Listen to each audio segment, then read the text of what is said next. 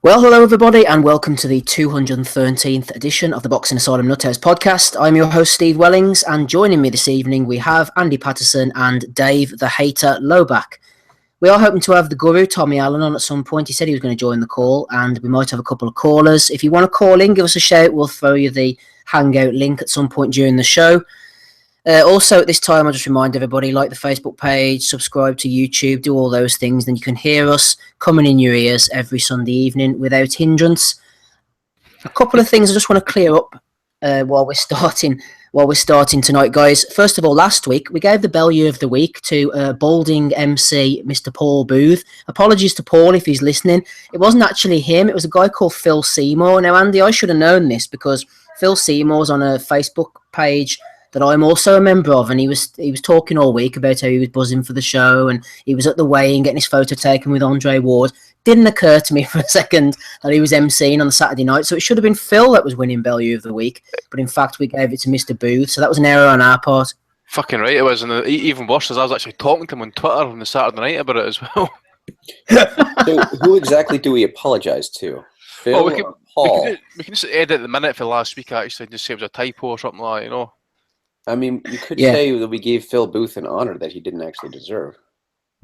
Well, yeah, that's true, actually. But Mr. Booth is actually a pretty good MC from what I've seen. He was working the channel. It wasn't on Channel 5, but it was the Lenny Dawes card last night, and he's a very good MC. I'm not saying Mr. Seymour isn't. He seems like a thoroughly decent guy, but he shouldn't have won Bellew of the week. That honour should not have been bestowed upon him. And I think we'll probably have to nominate ourselves for Bellew of the week this week to make amends.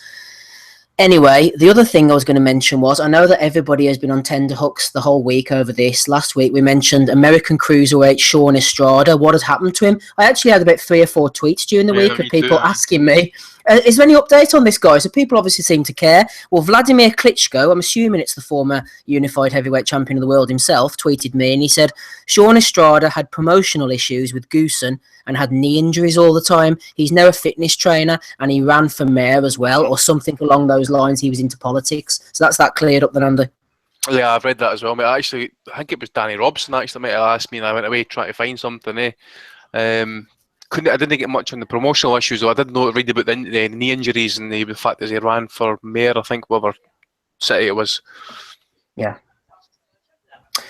Right, okay, so that's all that cleared up. Let's get on with the boxing then, guys. Not an awful lot over this weekend, and there's not a great deal happening next week either. There's only one real show of note, although we will cover a few different things. Adrian Broner's About Billions Promotions. We all love a bit of Adrian Broner on this show, and he was promoting in Toledo, Ohio, the Huntington Center.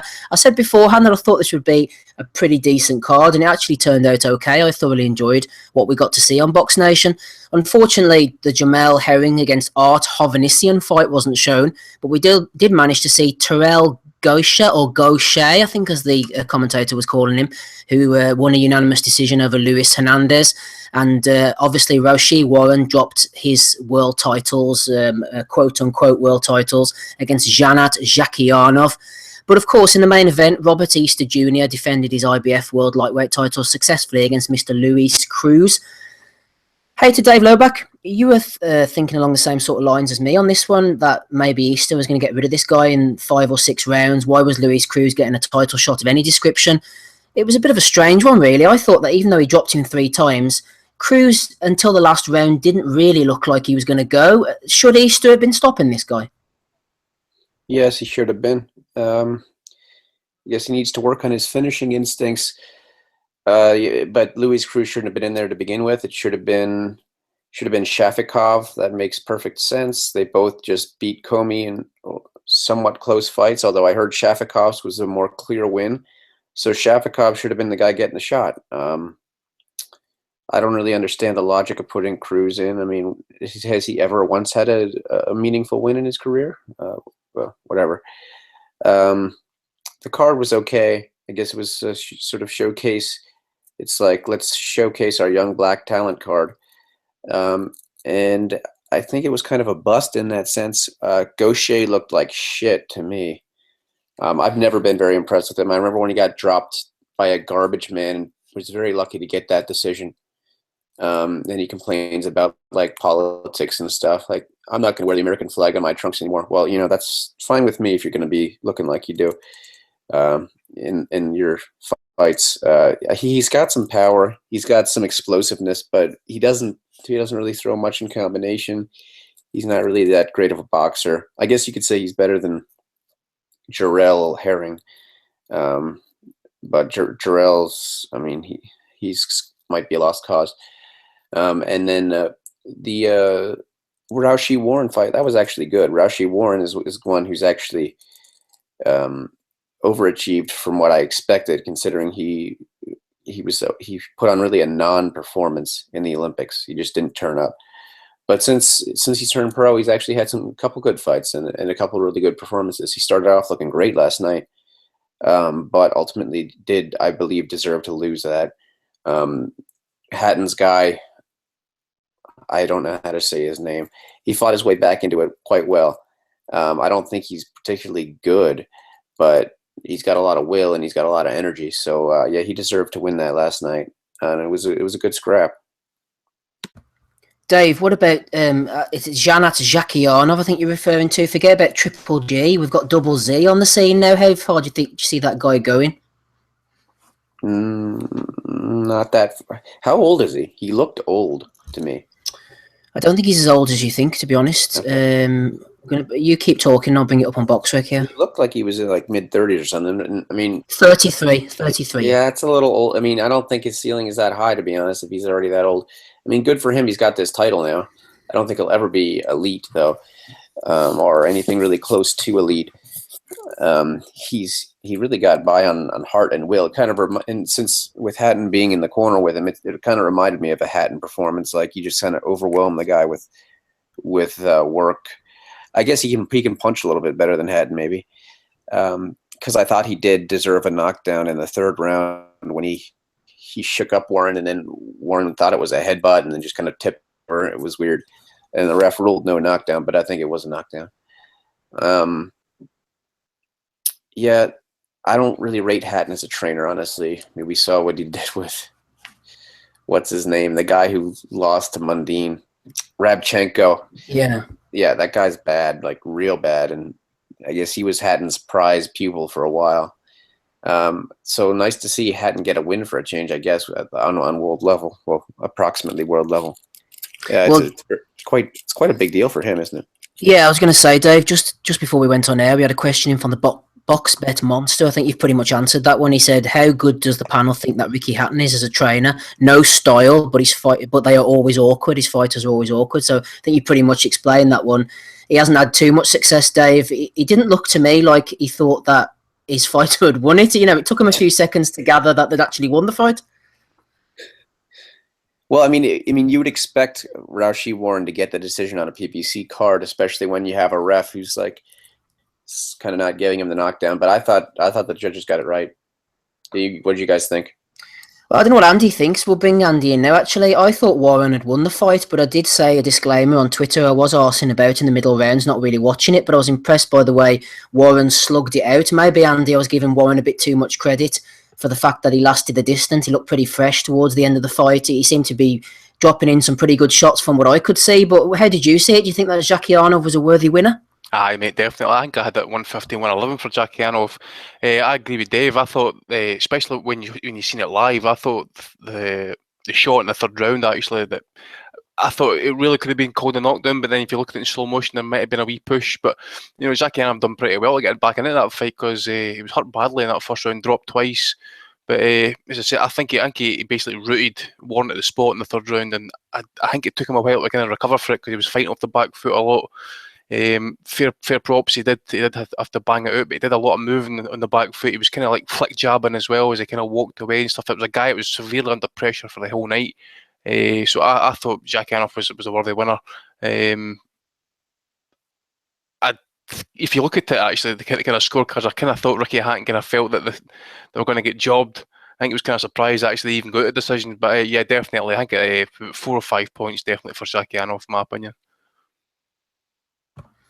And just about Easter, Andy, how far do you think this guy can go? Where do you think his ceiling lies? I mean, he's the IBF champion down at 135. There's quite a few decent fighters there, to say the least. He's definitely not one of the he's not the top of the tree by any means at lightweight. Maybe Denis Shafikov will be moving up the rankings. They could even sneak in Raimundo Beltran, I see on the list here, is knocking about. Do you think they maybe try and get him a couple of defences now in light of the CRUZ fight? I think he was calling it Mikey Garcia. I know, as I says, Garcia a couple of weeks back stated he's wanting to kind of get unification fights. So if that's possible, I think he's signed up with Heyman and that. So I dare say that fight's pretty much easily made. So Shavakov, I suppose, if the IBF call that mandatory. But I'm just thinking, actually, do you not think that maybe Easter's kind of struggling at the weight? I mean, that guy must be, what, 5'10", 5'11"? He's fucking huge. He looks tall and stringy, doesn't he? Yeah. He looked about a weight class bigger than Comey. There's that as well, but I kind of thought there was in between rounds that I looked like he was kind of blonde haired, so I don't know if he's made the weight properly, or if he's struggling with it in any sort of way. So his ceiling's probably definitely going to be light welterweight. It's kind of bare up there at the minute. But if possible, we'll try and get some unification fights if he can still make the weight. If not, then it's possibly goes up, maybe fights the Burns and Dongo winner for a title fight, I suppose.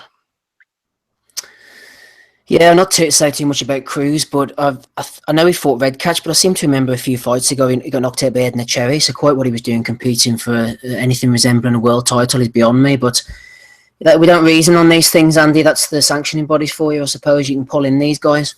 I think it was a 1-2-1 before that fight last night. I think he was, it was pretty much dominant for Easter, wasn't it? I think he's probably his best round. CRUZ was probably the 5th, maybe the 6th, I think it was. You can see as a fight wore on, as I said last week, actually, he gets quite left hook happy. So, he did. I think he got caught in the 10th, I think, when he threw the left hook and got countered by right hand. So, I also felt that maybe Easter should have got the stoppage, actually, especially around the 11th round knockdown, but this wasn't to be. I don't know if he's maybe going to go the tank to follow it up, but I kind of feel that, considering that even Edna Cherry, even though he has got a semi-watt big puncher, he might have got the stoppage. Luis CRUZ he is pretty reasonably tough. I remember when he first lost his way back on the Pacquiao Marquez 3 card. I was there in person.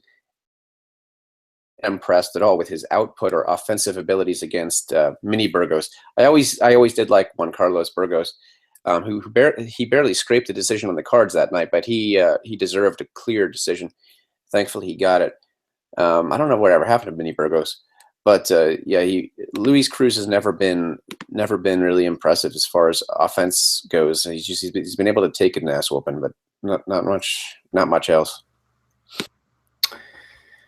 We have Big Russ on the call with us. We're going to get to him in a minute. Before we do so, we shall flick through a few of the other things of interest over the weekend. Dave, we're going to come to you in a minute on this Showtime card. Before we do, a few points of interest. Not great interest, really, to be honest, but Dove Box Promotions over in the York Hall in Bethnal Green, a 16-fight show that saw Donny's mate Tom Dallas get knocked out again. He was knocked out in the first round by Tom Little, 7-4. I think it's time for the British board to maybe look at Dallas's license. I think he's taking too many losses. How many rounds? How many rounds was he fighting in there? A 4-rounder? 10-rounder, and he got knocked out in the first. I suppose if the board are going to let me keep fighting, they'll maybe just limit them to like 4 or 6 rounders, probably. Yeah, I think they should do. If you were at that card, you'd probably be grateful for that. A 16-fight-long card. Thank God, at least one of them ends in the first round. There was also a loss on that for big heavyweight Dominic Akinlade. At one point, I think his manager was talking to us about maybe getting Big Dom on the call, but he took his first loss, unfortunately, in 9 fights on that show. So sorry about that, Dom. Also, just going over to Belgium, a fight of little interest, light heavyweight, the WBC Francophone light heavyweight title, Bilal Lagouni, 20-0. Could be one to watch, we don't know, beat Dudu and Gumbu, who is a name of some repute, I suppose, in the boxing world. And the card that you were talking about, Dave, was over in Oklahoma, wasn't it? On the Showtime, Lou DiBella in association with Tony Holden. Ivan Baranchik in the main event, 13-0, defeated Abel Ramos. And then a few fights on the undercard, Lenin Castillo against Joseph Williams and John Fernandez against Ernesto Garza III. What happened on this then, Dave? That third fight down in the card, Ernesto Garza, that was quite a good one. It was about a 3-round war where they basically threw everything they had at each other, and then Garza eventually kind of wilted and got stopped. That was good. I would recommend watching that. So it was a strong start to the card. The middle fight, skimmed through it. It was trash. Didn't really have much interest in either of those guys. But the main event was quite good. I would say even a Fight of the Year contender. Didn't quite end with as much drama as I was hoping, but it was very good. Lots of back and forth action, momentum shifts. Both guys hurt multiple times, I would say. Abel Ramos, I mean, he made the fight harder on himself. He was doing really well at range. He was landing the jab at will. This Ivan Baranchyk guy, really, his defense is not there. He's tough, though, and he's pretty fast. He's got a good gas tank, and he hits real hard. So that got him into the fight, and both guys were dropped, I think, in the third round. Baranchyk caught up to Ramos and clocked him with a good right hand. But then immediately Ramos turned it around and dropped him with a left hook. A few rounds later, though, Baranchyk was starting to take over the fight with his activity on the inside, and Ramos was letting him take him to the ropes. And even though he was fighting back, his punches just did not have the authority that Baranchyk's did. Baranchyk's a good, strong inside puncher, and he got decked again. So it ended up being a pretty close fight, but Baranchyk was a worthy winner. I wouldn't mind seeing either of them again, even against each other. It was good stuff. Andy, we don't actually know if this show took place or not, because in this day and age, with multiple TV stations and internet streams and stuff, I believe the Lenny Dawes Anthony Yigit European title fight, for a proper title, wasn't videoed or televised anywhere at all. Do we know anything about this? Yigit, I understand, was a worthy winner. Yeah, disappointed to say the least, mate. A European title fight in the UK, you would think with even the technology we've got nowadays, if you kind of get a TV deal, surely you've got a camera, you can actually stick it out on Facebook Live or YouTube. If they can do it in Latvia and Russia and stuff like that, you can do it here, Mick. I mean, going to fuck. There's someone emailed, somebody tweeted me last night, I think it was before the main event, an hour before the main event, and there was only 300 folk at this fight. Yigit became, I think he was the first European champion for Sweden in 32 years. I think the last one was Anders Eklund, the heavyweight that fought Frank Bruno. Yep. So I think he won at 118, 110 twice and 116, 112. I followed the fight as such on the Twitter feed, but it sounded like he was a worthy winner. As I said, there's not much else I can say, but I've not seen it. It's a bit disappointing, actually. But I was having a bit of moan last night that folks should maybe have, Hennessy's should have basically put that fight out on YouTube and that. If you've not got another alternative, stick it out on that. Yeah, exactly. There's not really too much you can say about it, Andy. All I'll say on it is Dawes is pretty ancient now. He's been around for a while, a good, honest, solid pro. But some people are talking about it as an upset. I think I even saw one review video saying upset. But Yigit's half decent. He's not great, but from what I've seen of him against Sutcliffe and that, he's a decent boxer. So the fact that he beat Dawes doesn't really surprise me at all. I wouldn't really see this one as an update. Finally, have to throw a bit of bullshit in because that's just the way I am. Over in Germany, Werner Kreiscott, one of a favourite journeyman of mine, fought Epifanio Mendoza. I can't believe this guy's still going. He's been around for years. A couple of WBF and WBU titles on the line. So quite where that was going ahead. We don't know. Word from the Guru. I'm sure everyone's wondering about this. The Guru is en route. He's 2 minutes away, apparently. That was about 3 minutes ago. So we're hopefully getting the Guru on pretty soon. Before we do so, Big Russ is on the call. You might know him on Twitter as Loyalty and Levels. He's always big on opinions. Russ, do you want to unmute yourself so we can hear you? Is that Big Vern? Big Vern, yeah. I think he's... Oh, fuck, everything Matt Bowes hears about this. Russ, do you want to unmute yourself so we can hear you? He's lying in his bed, but looks like fucking naked. You see that? I think Russ has fallen asleep. He's enjoying himself there anyway, but I don't think he wants to. Russ, do you want to unmute yourself? He's moving a bit. Maybe we're having a wank. We'll try and get Russ on the call as quickly as we can. Try and work out what these technical problems we're having. I'm not sure why he's not unmuting himself and giving us a shout out there. In the meantime, we'll bring up a few Twitter questions and Facebook questions. We had loads in this week, so thanks for everybody who sent them in. Hey to Dave. This is a good one for you from Matt Ports on the Facebook page. He says, question for the pod. If Froch's ego fought at Wembley Stadium against Eubank's ego, which ego would win? There's some pretty big egos there, Dave. Yeah, I mean, if we're doing it on size, we'd have to say Eubank's ego would outsize Frotch's, but Frotch's is more nuanced and crafty. I would have to say I would have to give Frotch's ego the edge as far as experience and ring mouse. It's a tough fight. I don't know. I'd have to go by Frotch late TKO after being decked a few times.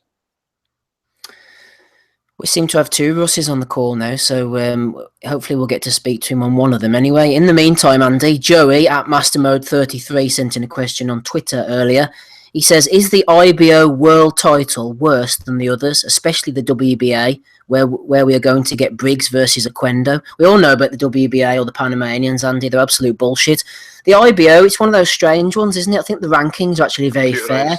But there's too many world titles around, isn't there? And no matter what people say, the IBO isn't part of the big four. It's no part of the big four. It's like everything else. I was reading on Facebook. I know a couple of guys, professionals fighting. The BIBA, the British and Irish boxing. Oh, the old Malta Boxing Commission thing. That's the one. I think they've kind of like reincarnated the WBU title and stuff, kind of passing off the world title type thing. But if you look at some of the title holders in the past, I suppose with IBO, I mean they're good fighters. I know Golovkin holds one of the belts. Klitschko held one for a while. Obviously, if you go back in time and that, you'll get others. I mean, Carl Thompson, though, did he hold a IBO title at some point? Yeah. But I had a look at the rankings actually last week. I think for what I read, they're kind of computerised, so I don't know if they're fair or not, but I suppose any country can fight for the titles, I suppose. But as you say, it's no part of the big four. I've seen the WBA, WBC are trying to kind of create or come to some sort of agreement where they're trying to get this right now. They're trying to get their top four guys in each division to fight off. So like 4 against 4 in each division, that, and try and get some sort of kind of mandatory kind of unification fight. I don't know if that's ever going to happen. If they can't get the WBA heavyweight title tournament sorted out, chance they're going to get this by crossing over between two different bodies. That's just not going to happen. Interesting enough, I see Errol Spence has been dropped for WBC rankings for he's not enrolled in Nevada testing. So a wee bit slightly off topic there, but it's a bit of an odd one. I need to go and check out the video. There's a wee video kicking around on YouTube about that as well. Excellent stuff, Andy. Right, Russ, let's see if we can get you now. You're on the call twice. Do you want to try and unmute one of yourselves and give us a shout out? Just hit that wee microphone button there and let us know. Or to unmute you. Say we don't have the facility on here once you've muted yourself.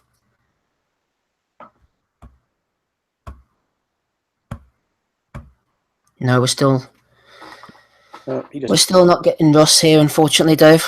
You just need to bin him for the call, I think, Bill looks at. Yeah. We'll cut you off, Russ. You try and rejoin again, and we'll see if that'll fix the problem, whatever's going on at the moment. Not sure what is happening there. We shall endeavour to get you back on, and also the Guru is supposed to be coming on as well. Right, in the meantime, Andy, another question. This is a bit of an open-ended one. We'll maybe try and do this between us. David Lincoln at Bright Ears on Twitter has said, after David Price's defeat versus White, what are the pod's top 5 active British heavyweights? So no Tyson Fury at the moment. The podcast's top 5 active British heavyweights. So I suppose we've got to put AJ at number 1, haven't we, for including, any British heavyweight, I'm assuming Dave's asking us to mention here. So we'll have AJ at 1. Who would you have at number 2, Andy? It's probably going to pay me to say it, actually, but probably be Hay, wouldn't it? Is he active? I'm going to say Hay. I think Price. Can't put Price in. He got knocked out, Dave. Oh, I forgot. I would probably. So you're saying top 5? I would rank you with Joshua, Hay, White. Maybe. Yeah, you'd have to have White over Chisora. Yeah, Chisora and maybe Hughie Fury. I mean, where do we add Tyson Fury and all this? Because he's been out for over a year. Do we not include him? Champion. Yeah, don't include him. He's inactive according to David Lincoln's criteria. He doesn't get included. Right, so it'll be AJ, Hay, Dillian White, Del Boy, and I'll probably need to plug for. Probably get shit for saying maybe Hughie Fury or. Well, it's got Hughie's fighting for a world title, isn't he? So I suppose he's got to come next. I think Hughie Fury would beat Del Boy and White, honestly. Jury's There's a lot out of on hype Fury for surrounding me. him. Aye, there's a lot of hype surrounding him. I mean, I know Peter's bigged him up with the power and the chin and stuff, but anytime I see him, he doesn't seem to kind of inspire a lot of confidence in me, or that I think he's going to be this next breakout champion. I just don't see it. I mean, I suppose the Parker fight's going to tell us a lot. I mean, everybody knows Parker's the most active heavyweights at the minute. He's probably got one of the better active resumes, so yeah, it's a good fight. But we'll see what Hugh Fury's made of in this fight. If it's in New Certainly Zealand, will. if it's a close fight, he's not going to get the decision. Not in a close fight. No, No, I think Parker will win that one, to be honest. Andy, this is more up your street here from Dave Wilson. There was no televised boxing over the weekend. That's usually a bad thing, but Dave said he made the most of his night and he took a trip down memory lane, which is something that we always recommend, and watch some classics. One of the fights he was watching was Tony versus Jirov. And the reason why he was mentioning this, Andy, was because he said to us as part of his question, who does the panel regard as the best inside fighter in their lifetime, and what fight from history best displays the art of inside fighting? For me, says Dave, it has to be James Toney, and in particular his fight against Durov in 2003. They don't make him like that anymore. That's the one I would have come up with, to be honest. It was beautiful from Toney, wasn't it, up at cruiserweight? Yeah, especially when you think, well, you would probably say Tony at his peak, but 160, 168, but they got the 200 pounds, or I think was it 190 at that time. Can't remember, but Yep. Dave says in his lifetime. Well, I would probably need to say Cesar Chavez, Duran, obviously, but Julio Cesar Chavez, probably. Joe Frazier. Well, he's not. He didn't fight in my lifetime, I suppose. Well, he did. When did he retire? Early 80s. So he's still in my lifetime. Mike Tyson. He was good on the inside, especially for a brief period, anyway. James Toney, obviously, I think that goes without question. I mentioned that one of the first shows back after New Year to go and watch the Mike McCallum fight. You know, if you're really into your technical aspects of your boxing and stuff, or if you just pure chess match, that's the type of fight to watch. What about Corrales? Corrales was all right for a tall guy. Diego Corrales, yeah. Yeah. Riddick Bowe. Bo, that's a good shout, Dave. Riddick Bowe. Galota, he was all right. Hi. Used to kind of stray a bit low though. Where did you rate Hatton for inside fighting? Yeah, I thought Hatton was good. I think during the WBU reign, I thought he got away with a lot of nefarious stuff. I seem to remember the fight with Stephen Smith, for example. He was fighting very dirty on the inside, and Darky Smith in the corner was starting to get agitated and anxious. And in the end, Ricky dropped in the little elbow, didn't he, and cut Stephen Smith's eye open. And then Darky jumped in the ring and started pushing Mickey Van. So I think the point is, Hatton, I thought, was quite a dirty fighter, but he got away with a lot of dodgy activity because of the hometown refereeing and stuff. Aye. Well, I suppose if you look at the Zoo fight as well, I'm just thinking Henry Armstrong in his prime, he was just like all action. I mean, obviously, it was unbelievable how he was managed to keep up that type of output. But I suppose on the inside, that's where his office was, I suppose. I'm trying to think like old time in that, but I'm thinking like Ruben Olivares. If you remember his Cucho Castillo fights, they were good ones. Did we mention Cotto? No, that's a good shout. Chava Sanchez, he was okay in the inside. Mm-hmm. I kept it at mid-distance though, but he was good on the inside as well. What about Amir Khan? He could mix it with the best on the inside. Well, I said who's Henry Armstrong, Jake LaMotta, Sugar Ray Robinson. I mean, if you talk about a fighter who could do it all, I suppose you would need to add Sugar Ray Robinson into that mix as well. What we're talking about, inside fighters? Aye, the best inside fighters of all time. In your lifetime, ideally, Tommy, but anyone really you can think of. What we had James Toney. Aye. Yeah, he was top of the bill. Chavez. Yep. Chavez was good. Mentioned Hagler. Him. No, I don't think we mentioned him.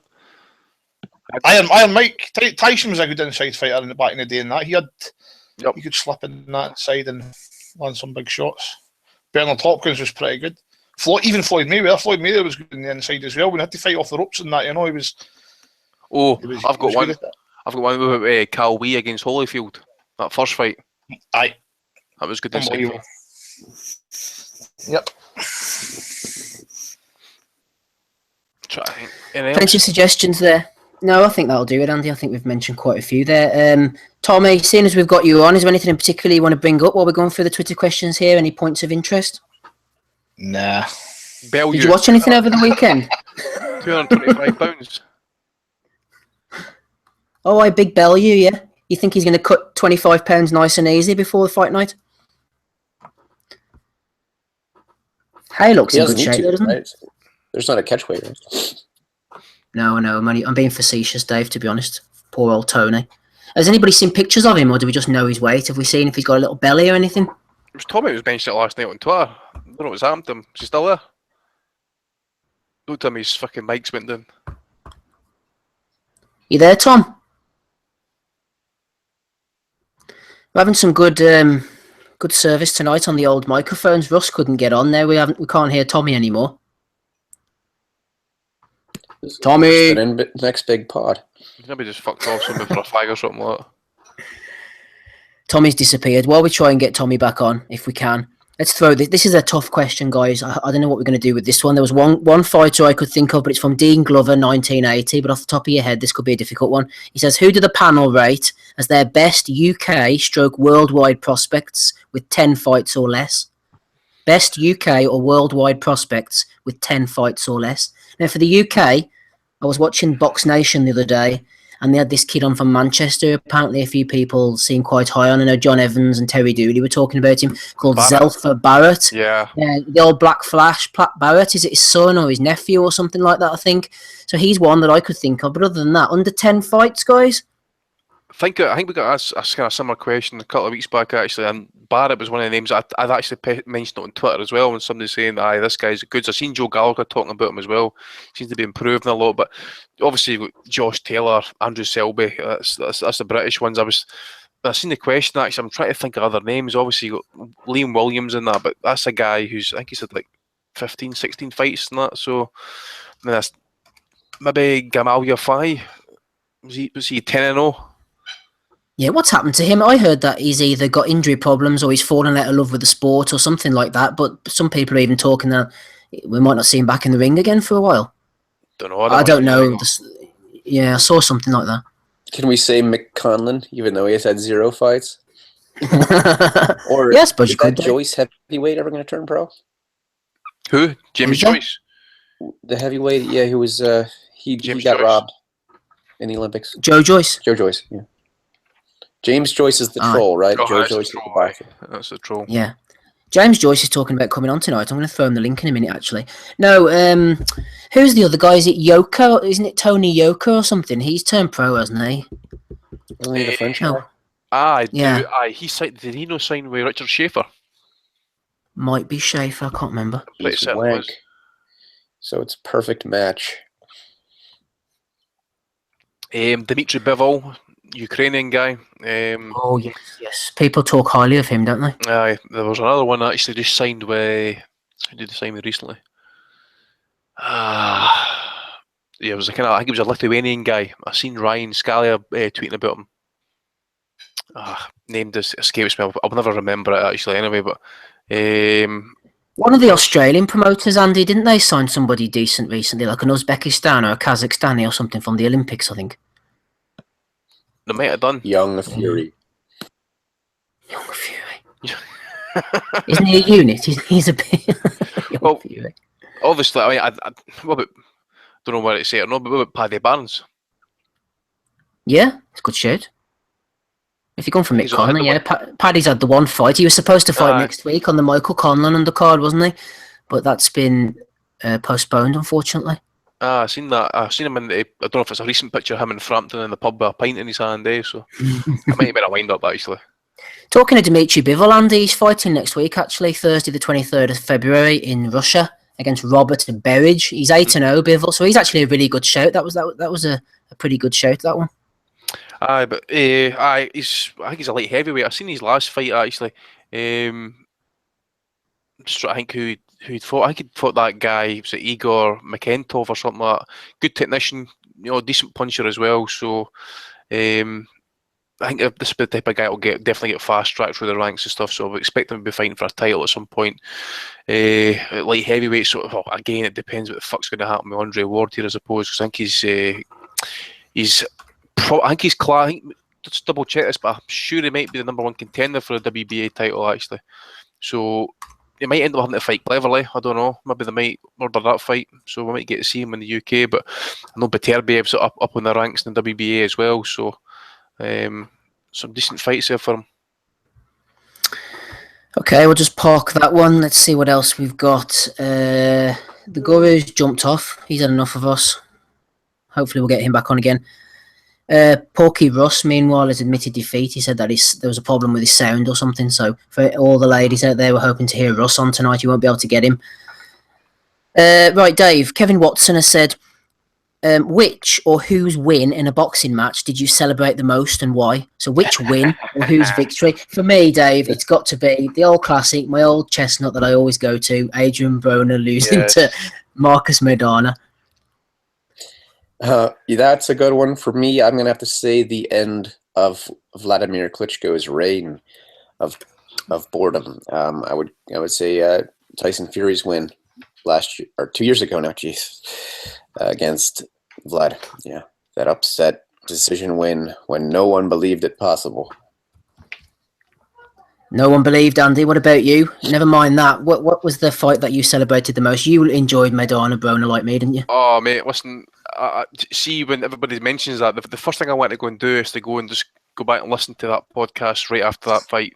It was an awesome Sunday, that actually. It was fucking brilliant. I think I've seen that fight about 4 times before the podcast went live. It was fucking tremendous. Other ones I'm trying to think about. Did anybody kind of like pre-celebrate Froch Groves' first fight? You think to yourself, yes, he's going to get fucking beaten. You just knew you were going to be on the fucking troll the whole day. Yep. I went to bed fucking raging. Aye. I woke up in the morning, actually. I woke up in the morning, the first thing I thought about was that fucking fight. Fucking could not believe it. And you know what made matters worse? Matty D was hosting the podcast that Sunday, and he got Adam Abramovich on, and he decided to lead with the American card rather than the Froch Groves too. And we were sitting in the fucking background raging, like, hurry up, you fucking prick! Hurry up, you fucking dick! But that was one of them. But try and get any other ones actually.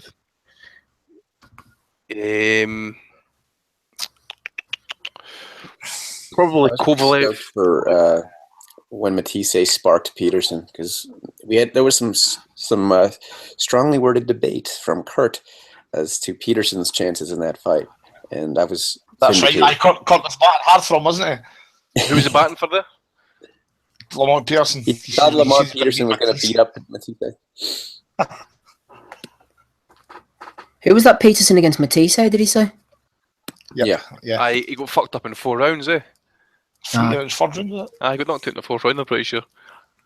What about you, Guru? Which fights did you, or wins for a fighter, did you celebrate the most? Definitely Hatton against Costa Azul. I didn't really give Ricky a great chance going into that fight. I was also a big fan of Ricky. Loved that. I loved Kulzagi against Jeff Lacey. It's another fight. I actually betting Joe to win that fight, but going in, it was one of the fights where he didn't know what was going to happen in it. Class. So obviously, as the guys are saying, Broner against Maidana as well. Nothing will fucking top that unless Sahara Davis gets beat for Derry Matthews. I'm going to that fight as well. So that would be the best of all time. That would be TV. That it's not going to happen, Tommy. It's not going to happen. No. What about Barrera beating beating Hamed? Oh yeah, that's right. Yeah. I always remember that one. I actually have a little anecdote about that. We were in the pub and they were having a lock-in back in Wolverhampton. It was about 4 o'clock in the morning, 4:30. And we were all discussing the fight and what have you. And one of my friends who hated Nazim, he says, Nazim's going to get destroyed. He's going to get beaten by this guy. And this punter in front of us turned round and says, that's bollocks, absolute bollocks. He goes, I bet you £100 that Nazim wins the fight. And my mate, we're only like kids, like 17 or whatever. And my mate sort of went a bit down and says, oh, no. And he goes, go on, £100 that Hamed wins the fight. No. At the end of the fight, whenever the announcement was being made, we turned around and your man who'd made the offer freaking bucket off. He disappeared to his shame. He didn't hang around. Like my mate should have took it. Should have given him £100. This one wasn't myself, but I kind of few folk that actually would loved when Scott Harrison got beat off Manuel Medina. He was fucking hated around about the Glasgow, East Kilbride area and that, like, fucking banned out almost every pub. Nice. Do you remember though, Andy? Harrison had arguably lost to Victor Polo before that. I thought he was lucky to get the draw against Polo. I think that was after that fight, I'm sure, mate. Oh, was it after Medina? It was after Medina, because I think he fought Medina twice and stopped him in the rematch pretty late in that fight. Stopped him in fight. Was it no 5-6 rounds? You stopped him in the rematch. No, it was late. It was a late fight. I remember that one, mate. He hated a mover though, didn't he, Scott? He was quite flat-footed. I thought, against those type of guys. Aye. And Medina was ancient by that point as well. I think he must have had something like 80 fights or something like that in that fight. Because hadn't Medina been battered by Juan Manuel Marquez like in his breakthrough fight, Tommy? Aye.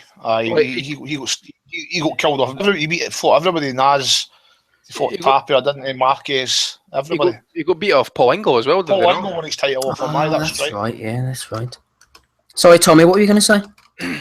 I'm just going back to that first fight with Harris and Medina, and that it's a lot of rumours going to be up here that even before the fight that Harris properly, and that I think he was always tight. He botched it that time. The way I think the rematch kind of proves that, the way you went out and took him apart in the rematch when they done the weight right.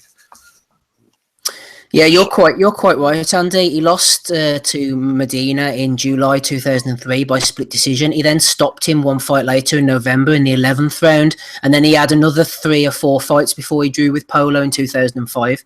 So they're a little impromptu visit into the world of Scott Harrison there. What's he up to, Scott, these days? Is he sober? He's in Spain. He's back in the jail, I think. He's back in jail. Aye. They've got another 4 years or 5 years or something.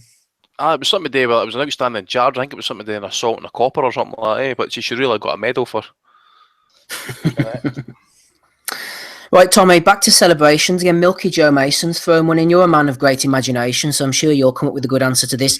It's in the awkward post-fight interview last weekend. English, obviously Eubank Jr., said he doesn't drink or smoke, but because of Junior's IBO world title victory, he might just celebrate with an alcoholic beverage and a cigar. Question for the pod, says Joe Mason.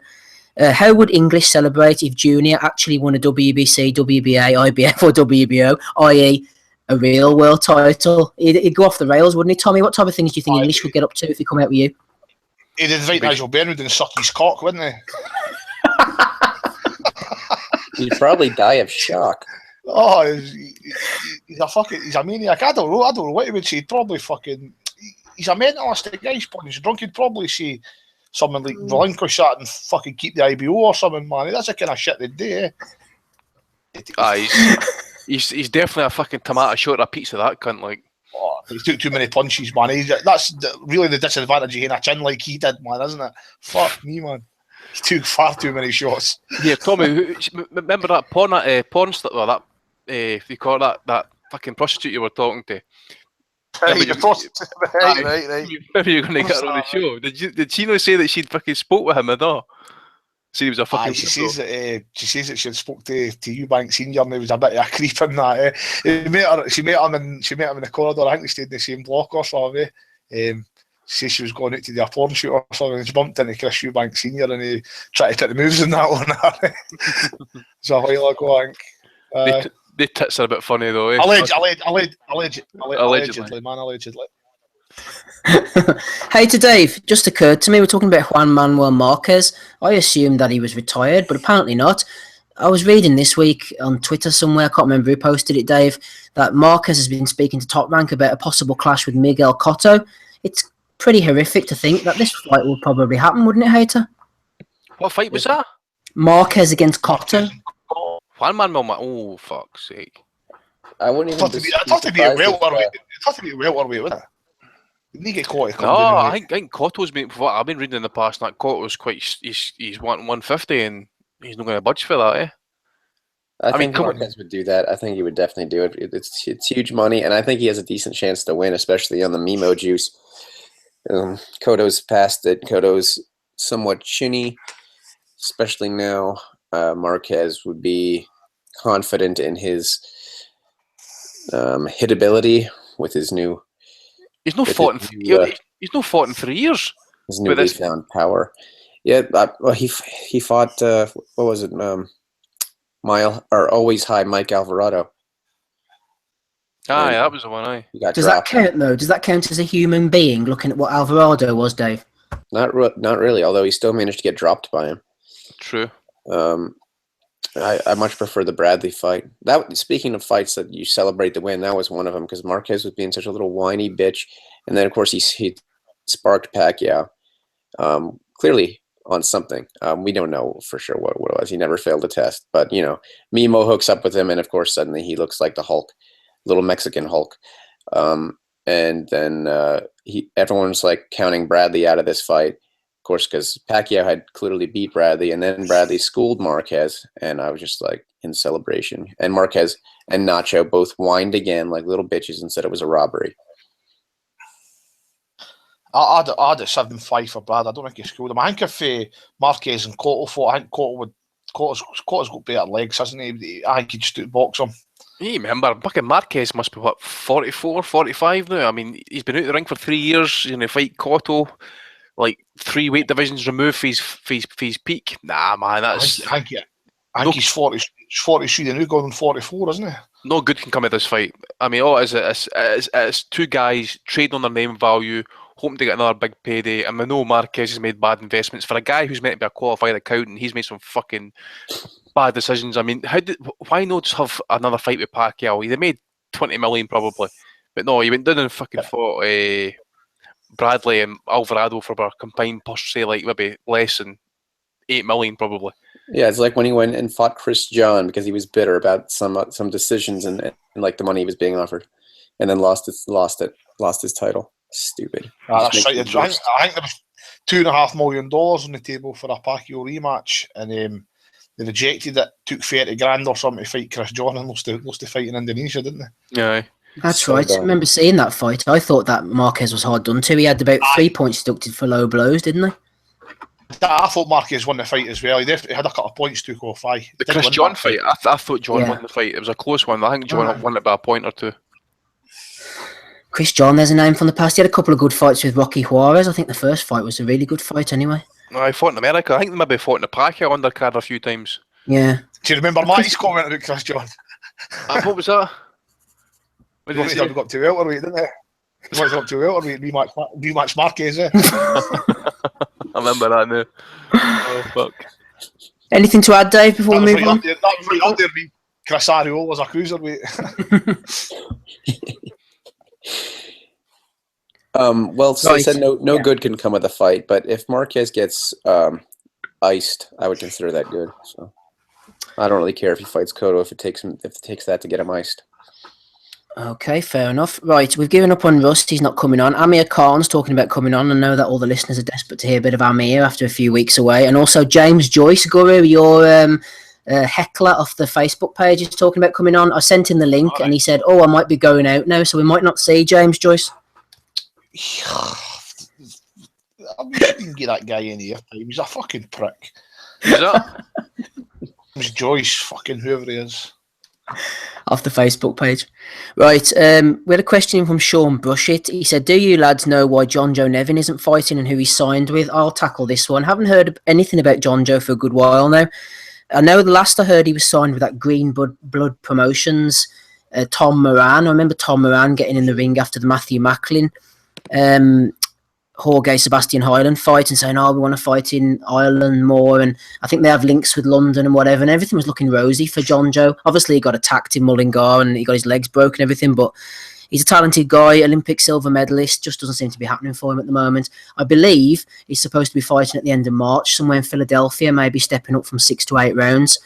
But at the moment, I don't really know, Sean, unfortunately, what's going on with Nevin, his personal situation. He's a talented kid. Hopefully we'll see him very soon back in the ring. He's fighting Louis Popeye LeBron for Puerto Rico at the Fillmore Theatre in Philadelphia, March 24th. March the 24th, there you go. I knew I'd read that somewhere. Thanks for that, Andy. Where are we? George Atwell on the Facebook page. Anyone can answer this one. I know what I'm going to answer. He says, who do you think are some of the most overrated fighters in British boxing, and which fighters do you think are going to be exposed badly when facing a step up in talent? I think at the moment, we don't know about his talent or his potential, but Callum Smith, for me, is one of the most overrated fighters in British boxing. I know a lot of people will say, oh, you're just hating, you're anti-Matchroom, whatever. He's overrated because we're being told constantly from the Sky propaganda machine and, Jamie Moore saying, yeah, he's definitely world-class.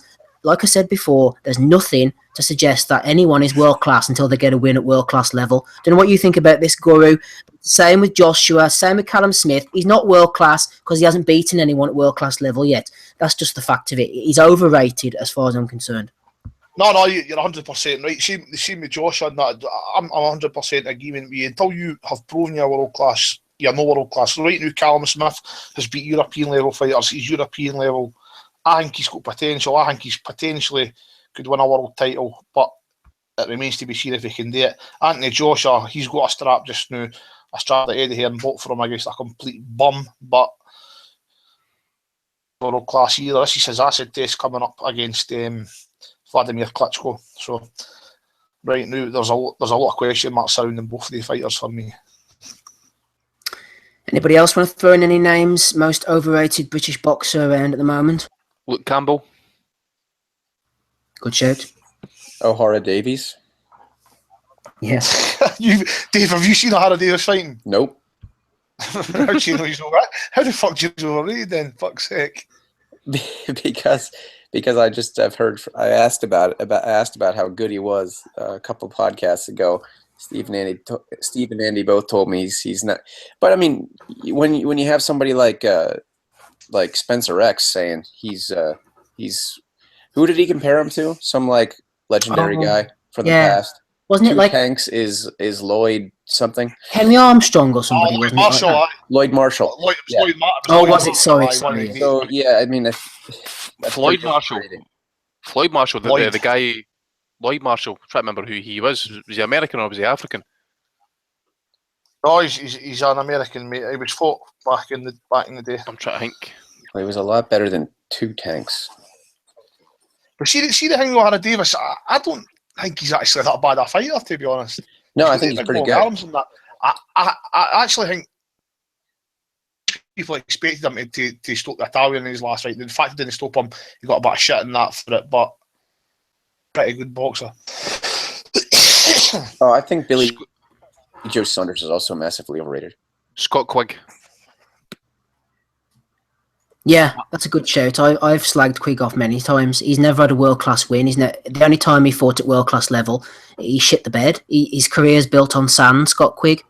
He should What retire. about Paul Smith? He's overrated. Said that at the same time. Amir, jump in. What's happening? Good. Paul Smith is way overrated. I mean, he's way overweight for a start. Why does he keep getting these big fights? I don't get it. Anyone know? Amir, you seem to have a lot of hate for Paul Smith. What's Smigger done to upset you, man? He's got a good win over Tony Dodson. He's won a few 6-rounders. Why can't he be campaigning at world level? I think he blocked me on Twitter a bit ago when I said you made hard work of Tony Thompson. And he didn't like that fight. You know, the local derby he had, and he didn't like it. Right, okay. I'm not really sure what you want to bet there, Amir, but anyway, what do you want to talk about? I think a bit of Hay Bellew was piquing your interest. Yeah, I saw a picture of Hay the other day, and he looks like an absolute animal. I've never seen him like that since probably the Macarelli fighters, going far back as that. He looks in tremendous shape, and I just thought of it this way. I thought if Bellew gets down by Makubu, who can't really punch, he's not David Hay. And I thought, wow, if David Hay just does the same thing, David Hay will just probably cause that much damage that Dave Caldwell will have to jump to his saviour. You know, I just can't see it going well. We have a question coming up later, Amir, from Dominic Hill regarding PEDs. On a completely unrelated note, David Hay is looking in pretty good shape at the moment. What round do you think he'll stop Bellew in? I do think David Hay is natural, you know. I know he might take a lot of party sort of things, but I can't see him being on PEDs. I think he'll probably knock him out in round 3. So that's probably a good bet for you people that, you know, like might have a go on the gambling side of things. Some predictions here from Amir. Right, Amir, stay on the line. Steve, you're on mute, mate. Yep, sorry, I muted myself instead of Amir there. I always do that, Andy, don't I? I'm quite bad at doing that. I'm going to have to try and stop that. Apologies, everybody. Right, Lestin Venables, Andy. This is quite another difficult question off the top of your head, but we're going to try and have a go anyway. He says, which fighter who was a world champion and finished their career undefeated has the best or worst resume? So which fighter won a world title and then from that point onwards finished their career undefeated has the worst and best resume? I'm thinking about guys like Floyd Mayweather, Joe Calzaghe, Ricardo Lopez. Yeah, I mean, it doesn't have to be guys who were undefeated before they won the world title. You know, they could have had losses on the way up. I'm judging by Lestin's question here. But after they won the world title, they never lost again. And who had the worst and best resume after that point? Well, two names spring to my mind. Well, three names. Ricardo Lopez, I would say. But then again, you look at the names and you say to yourself, well, who are they guys? You remember he fought down at minimum weight and light flyweight. One fighter I always like to bring up who never lost his world title in the ring, Alexis Arguello, featherweight, super featherweight, and was he a lightweight champ? He was a lightweight champ. And the third name just escaped my mind. Salvador Sanchez. I think if you look at his resume up to his death, actually, it's only enhanced as well if you look at what Nelson went on to go and achieve as well. So that's the three names I can think of. So Lopez, I wouldn't say his resume was the worst. I would say that he fought basically all the top guys of the round at that weight at the time. If you look at Sanchez, probably one of the best resumes. And who's the one I mentioned there? Lopez, Sanchez. I've got Arguello. Arguello, I feel like Escalada, Castillo. You know, there was a lot of good fighters he fought, and I think he was undefeated actually in his title reign. So something like 14-0 in title fights or something. Sanchez is a cracking one, Andy, because. Oh, sorry, Tommy, go ahead. What about Terry Marsh? Do these undefeateds have to have had a world title? No, go ahead, Dave. You can throw in anything you want because we like you. George Monk Foreman. George Foreman? Also, it's Sean Estrada, which we were talking about earlier. He's undefeated. Joe Messi, then, if you're going to mention non-world titles. Oh, Joe Messi, yeah. What about that guy who got dropped and then the opponent's like, let me back off? Andy something or other, some rugby football player. Oh, Andrew Flintoff. Flintoff. Oh, aye. Cricket player. That's right. Oh, I remember that. Yeah, that was on Box Nation, wasn't it, there? Aye, he got dropped. He didn't get dropped and he still won the fucking fight. It was a 3-rounder, was it? Yeah. It was a 3-rounder, aye. Fuck yeah. Right, any other suggestions? Who's got the worst title defence? Worst title defence? Worst title, worst reign as champion up to he lost it or retired. I know people would throw Calzaghe in there sometimes. Yeah, Calzaghe's report. And I tell you what, and we mentioned him earlier, but Scott Harrison fought some duds. Do you remember Samuel Kabady and William Abelyan? Aye. They were shit. They were just pure shit, weren't they? Oh, Steve, I'm not having that. Calzaghe had an amazing run of fights till he retired. You know, till he retired, but I think we've moved on to a different sort of question now. I mean, we're on about the ones back in the WBO reign when he fought the likes of Tucker Pudwill, Mario Veit for the second time. Who else? Oh yeah, they were shit. Yeah. Shaker was Shaker part of? No, Shaker wasn't that bad actually, was he? To be fair, I'll give Shaker a pass. Beat Glenn Johnson. He beat Glenn Johnson, didn't they? Fight, hadn't they? Yeah. Will McIntyre. He was shite. Go ahead, Amir. What about when he fought? What's that guy that come from America that he fought when he scored? Lacey. Jeff Lacey. Yeah, that was probably the best boxing lesson I've seen. And I've watched a lot of boxing. Oh yeah, don't get me wrong, Amir. Calzaghe saved his career towards the end. I think he was in danger of petering out. And then when he got the Lacey fight, from that point onwards, his career was fine. I know he fought Manfredo and wasn't it Evans Ashira, I think, and those type of guys. But Lacey, Kessler, Hopkins, I know Dave will dispute that one. Even Roy Jones at that stage. Oh no, I'll give Calzaghe his credit, but he saved his career with those last 7 or 8 fights. He ducked Carl Froch though, didn't he? The Warrior. He ducked. He ducked him. He ducked the cobra. What He about ducked him. what about Sven Ellick? I'm just going through his record just now. Actually, he beat Charles Brewer for the Oh title. man, that's Giovanni Nardiello, and then Gabriel Hernandez. Thomas Tate was he was okay fighter back in the day, but that was probably past his prime. Glenn Johnson, Lloyd Bryan, Tucker Pudwell, Charles Brewer rematch, Silvio Branco. He's still fighting actually. You keep going on. You see James Butler. That was a guy that killed fucking leader. The hammer. Yeah. Kellerman's brother. Kellerman's brother, yeah. Remember he knocked out that guy in the ring with his gloves off? Aye, that was Richard the Alien Grant. He sucker punched him after the announcement. Right. Anthony that's Mundine. right, that's when he again.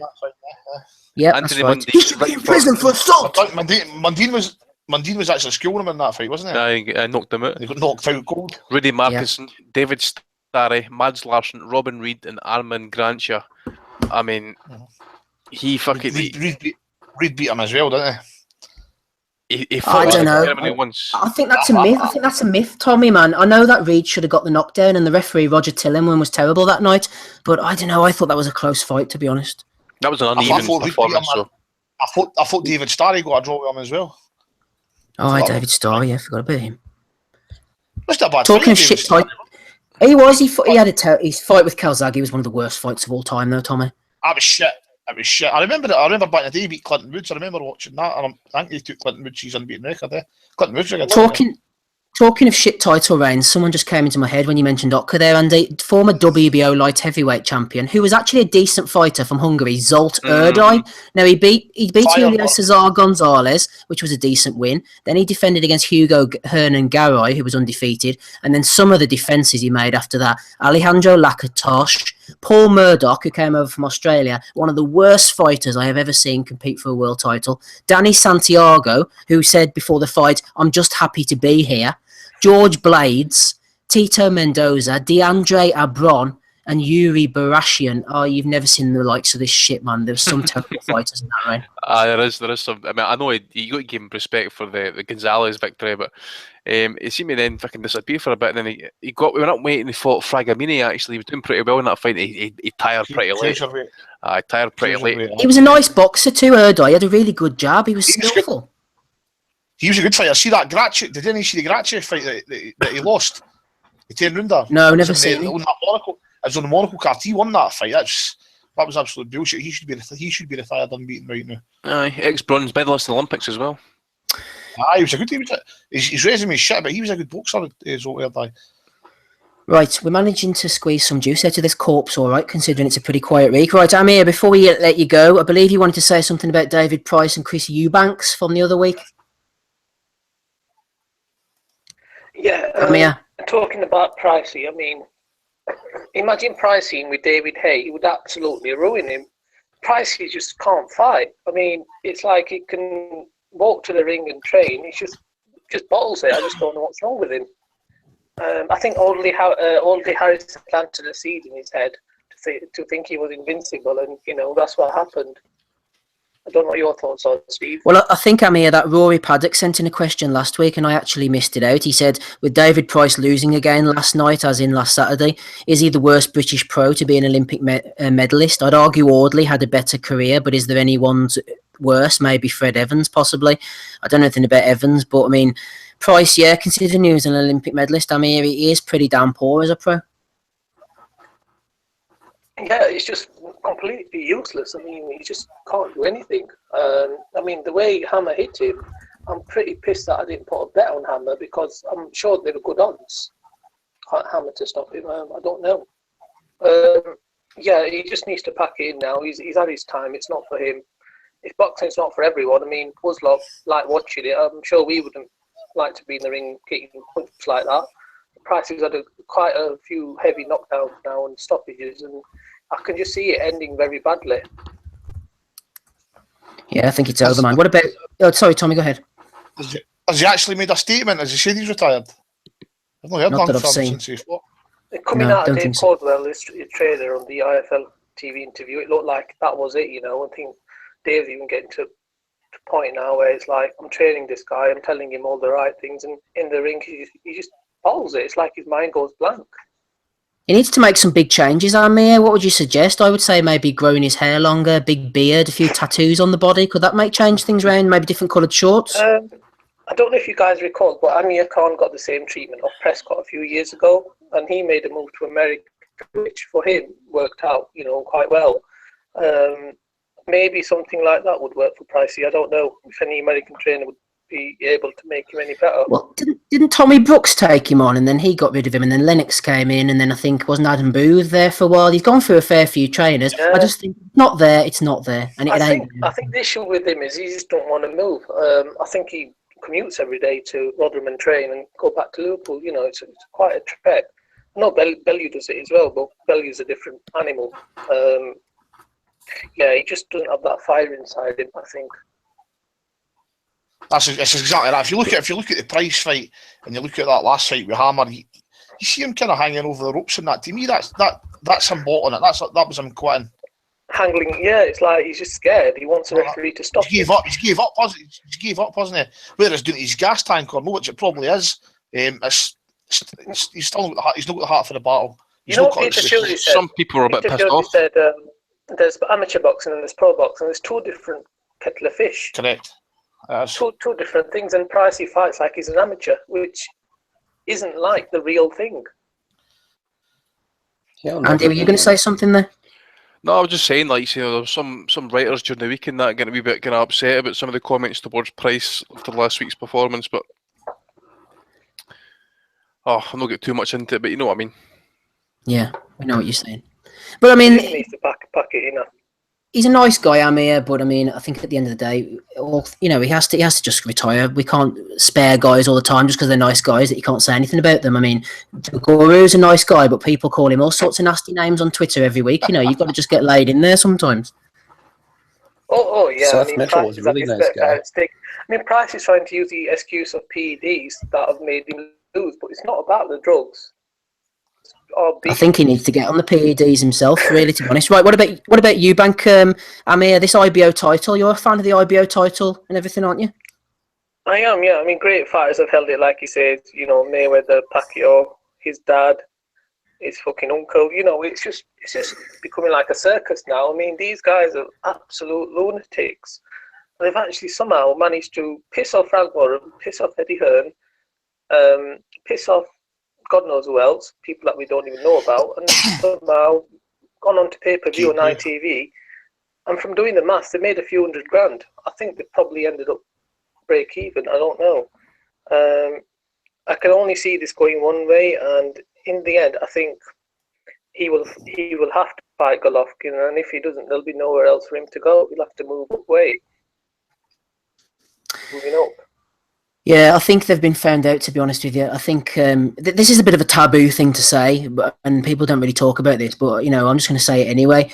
I think sometimes can fight because I think they were genuinely concerned about Eubank maybe getting hurt, the son getting hurt, and they fancied it at first, and they saw the money, and they saw the fact it was on Sky pay-per-view, and they thought, yeah, we'll take that. But when push comes to shove, Senior and Junior didn't sign for the fight. And I know that we don't want to call boxers afraid or whatever, because we all know that they step in the ring and they put their lives on the line. That's all. We all know that. That's true. But I think sometimes there's a genuine fear there. Maybe it's a fear of losing your record, your unbeaten record, and what that might do to your mental state. Maybe you're scared of actually getting physically damaged. But for whatever reason, Eubank Jr. and Senior did not fancy that Golovkin fight. They had the chance to sign because I thought there was a genuine fear there of Golovkin, what he would do to them, or what it would do to their reputation or their mental state or whatever. Amir, but there was fear there, and that's okay.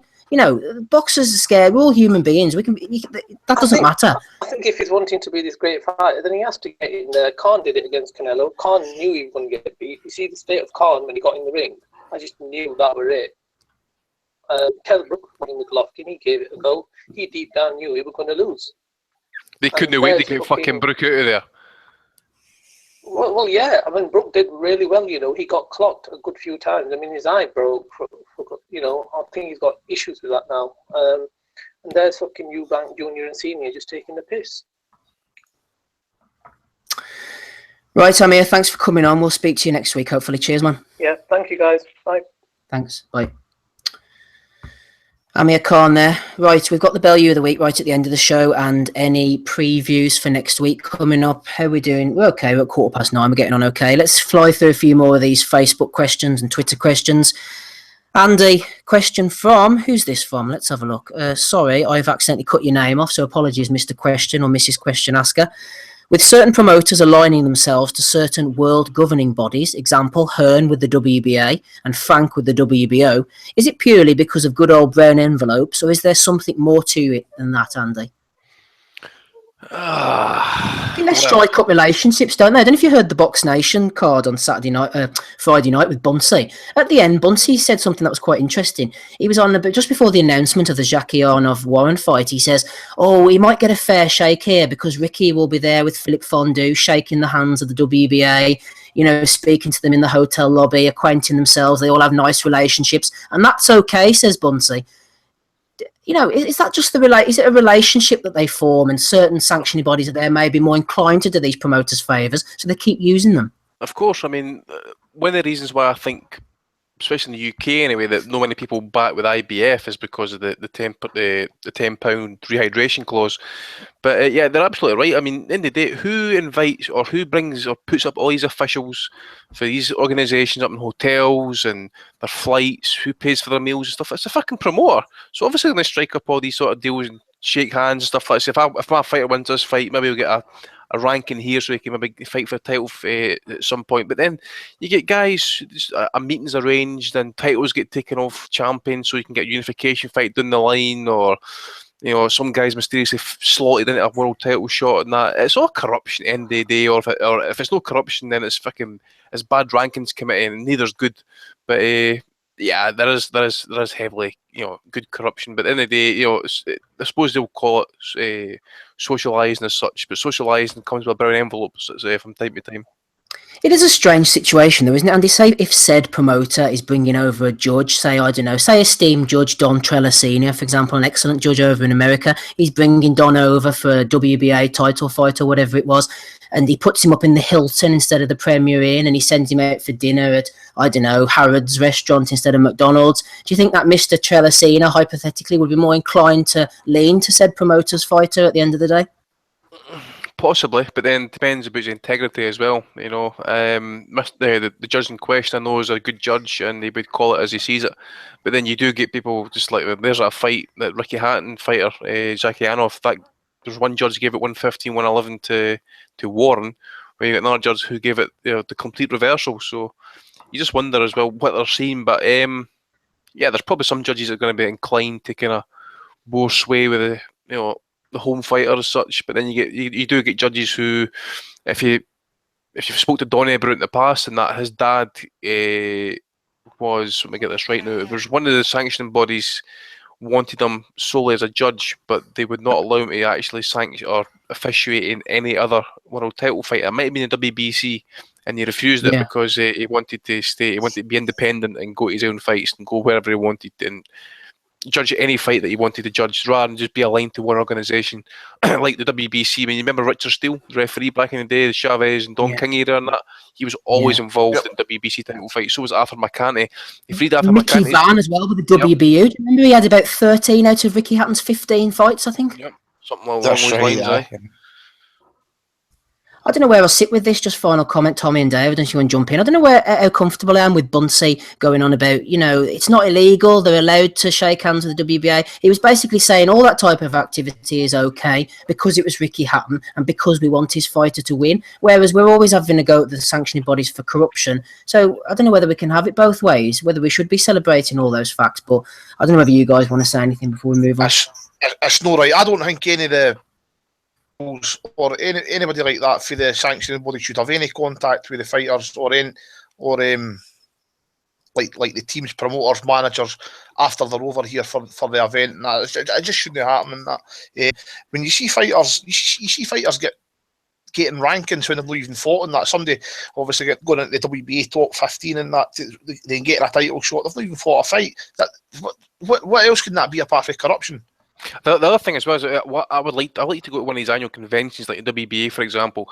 If what I hear, like after so many days of discussions and that, there were rule changes or the medical stuff and that, then they'll have a meeting where, like as Tommy says, team managers, promoters, people sent on behalf of like people and stuff, and they'll sit there and argue about their fighter should be ranked number 4 rather than being number 8 and stuff like that. I would like to hear the compelling cases they put across as to why that fighter should be number 4 rather than number 8, because he's never fought any cunt.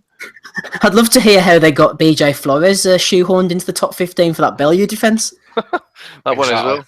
There's a few that was the Queen's head. That was the Queen's head that flipping head butted him into the top 15, I think, and nothing else. But I'm not going to say any more about that. Right, let's move on, guys. Back to the action.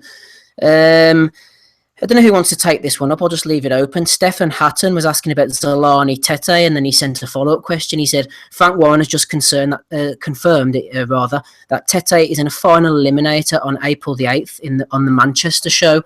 That's in the Manchester Arena against Arthur Villanova.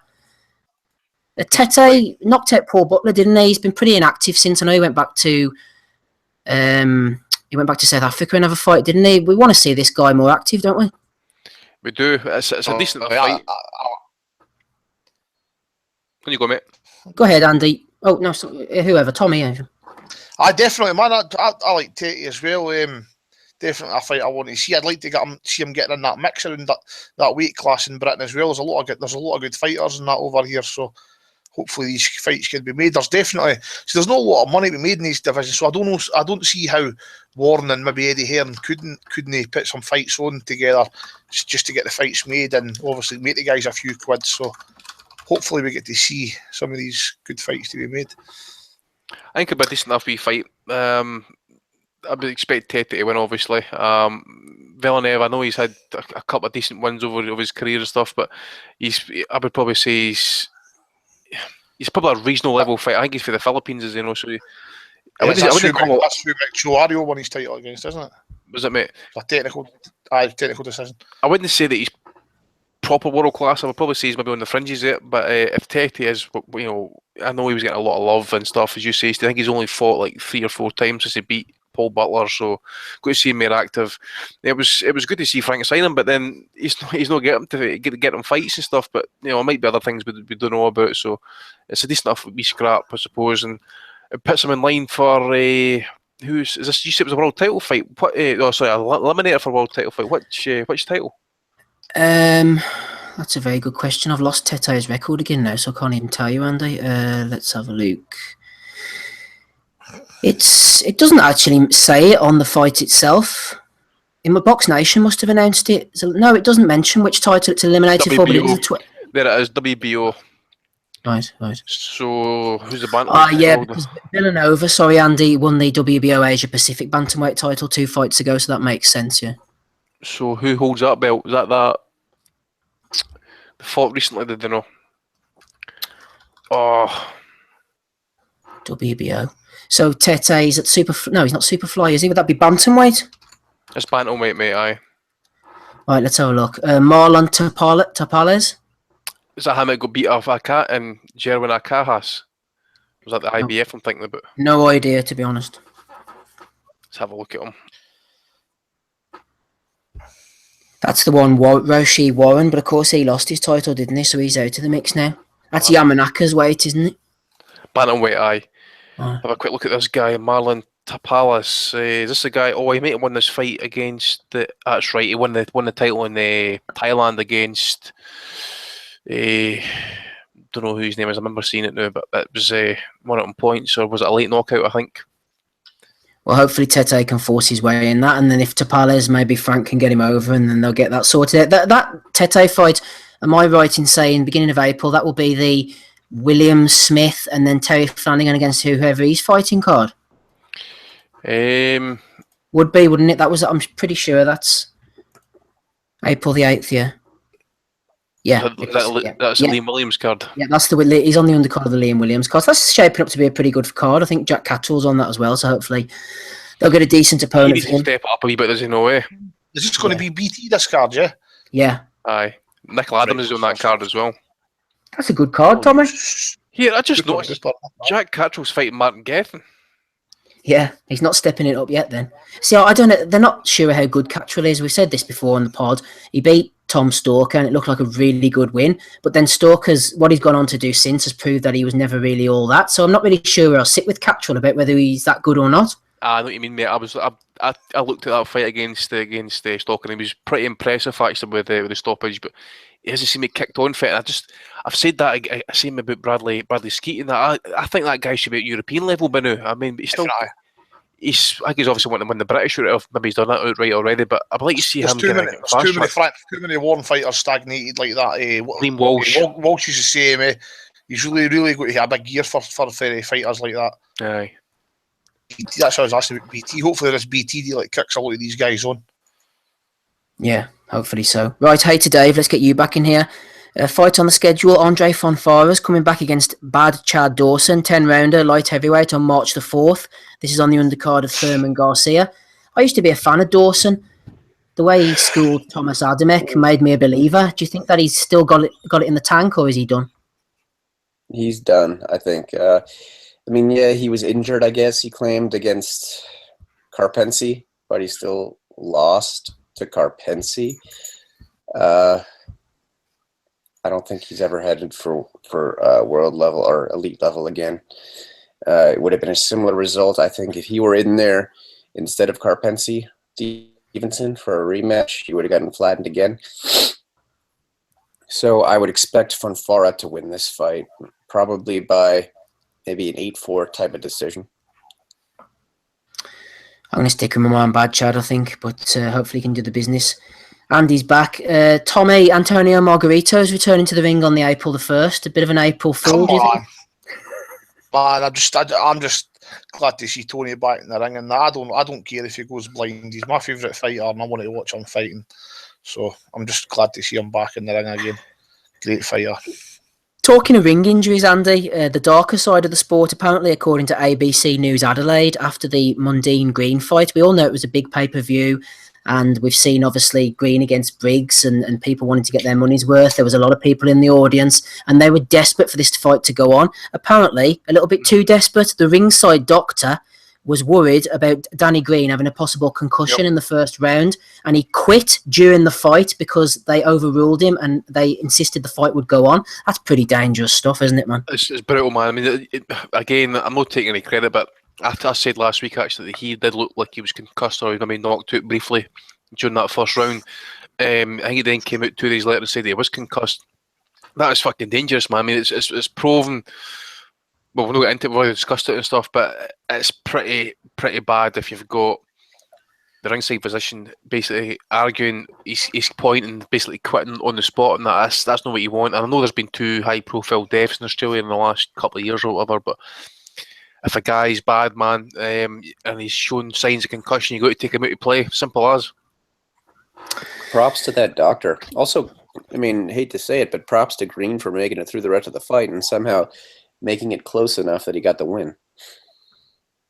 Yeah, the doctor showed a lot of integrity, Dave, to quit halfway through, not just go along with the party line. He shouldn't have got the win, though. He shouldn't have got the W there. No, I still haven't seen that one.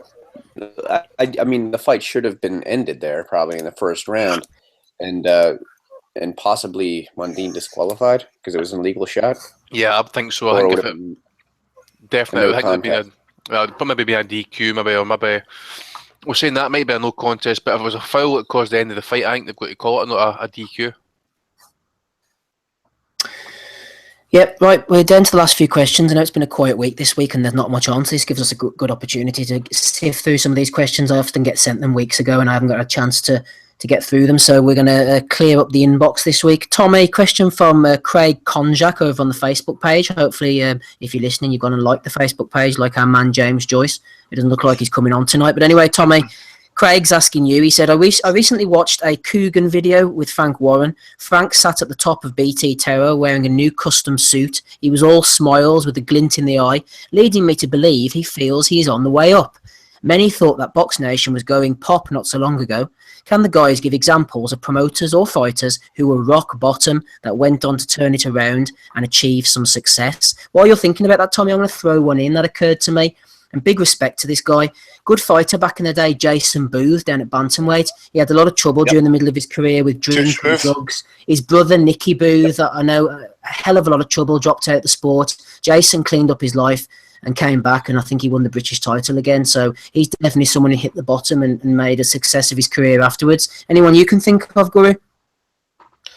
We're going to the promoters and that. Well, there was obviously Matchroom are a perfect example, aren't they? They were out the game in that, and then they've obviously came back with Sky. Fighters, example. I'm trying to think here. Who's came back? Bernard Hopkins, he's going to be the perfect example, isn't he? Went to prison, that came out, won the world title, to become a Hall of Famer and a legend. So Hopkins is probably the most famous of them all. You, Tommy, came out a Hall of Famer and a legend. Oh well, that remains to be seen. Can you see Mike Tyson? Tyson came out of prison, won a world title, and that bit. He's still a bit mad, wasn't he? Yeah, and he was on the roll beforehand, and he had the name and the profile and everything. Yeah, right. I can see where you're going with Tyson, but yeah, just like the guys who've been right at the very bottom, and I can see what you're saying with Tyson, definitely. Any other names you want to throw in before we go on to the next question? Anybody? I can't really think. I'm sitting here about half sleeping, man. What about Nigel Benn? I mean, the way he was going and stuff before he went in the army and that, he was like rioting in the streets with people, and you could probably say AJ, he's into drug dealing and stuff, he turned it round. AJ, boxing saves lives. It saves lives, the sport. Was a thug. Was he really? Yeah, he was. Yep. Who was that? Now he's selling grills. George Foreman was a young thug. Sonny Liston, aye. Yeah, Liston never really shook it, did he? Nope. No, he came a sticky ending too, didn't he?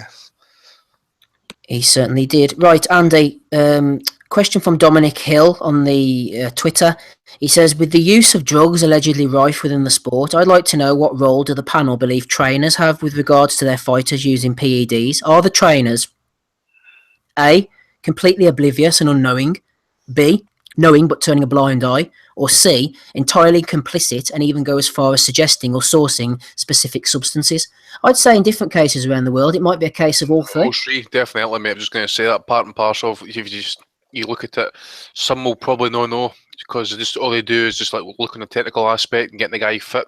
Whereas like the fighter will have a strength conditioning coach. They'll deal with him independently probably. So yeah, a case of all three. Final two questions. They've come in on Twitter while we've been going live. Good numbers tonight considering there's not a lot going on. Rio Tonka, good friend of mine now from Las Vegas. The guy who wanted to know about the Kenny Anderson story last week. He says, we'll just leave this open to the panel. What do you guys think about Hearn refusing to make Campbell versus Cardle until he wins the belt outright? I know that Cardle has one more defence to go with his British title, doesn't he, until he gets the Lonsdale belt. So Eddie has basically refused to make Campbell versus Cardle until Cardle's won the belt, assuming he moves on to fight for some kind of bauble. And then he's going to put him in against Luke Campbell. Any thoughts on that one? He's fighting on the Ricky Burns undercard, I forget who he's fighting though. I don't think they've got an opponent for him yet. Oh, Cardle, is that one of his British titles? Is that his final British title defence then on that card? I've said this is going to try and get for the British, win it outright.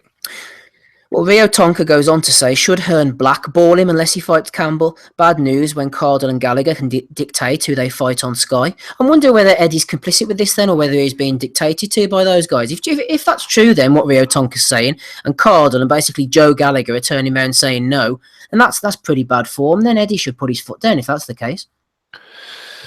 Well, I suppose, but Eddie's got all these dates to fill. He's got all the shite to speak. It's in Eddie's interest, isn't it, to lean it out and maybe make it for a WBC frigging copper title or something? I mean, the only fighter I can think of that's sat on a mandatory defence this long through, well, this guy was through no fault of his own was Alushigan, Josie Alushigan.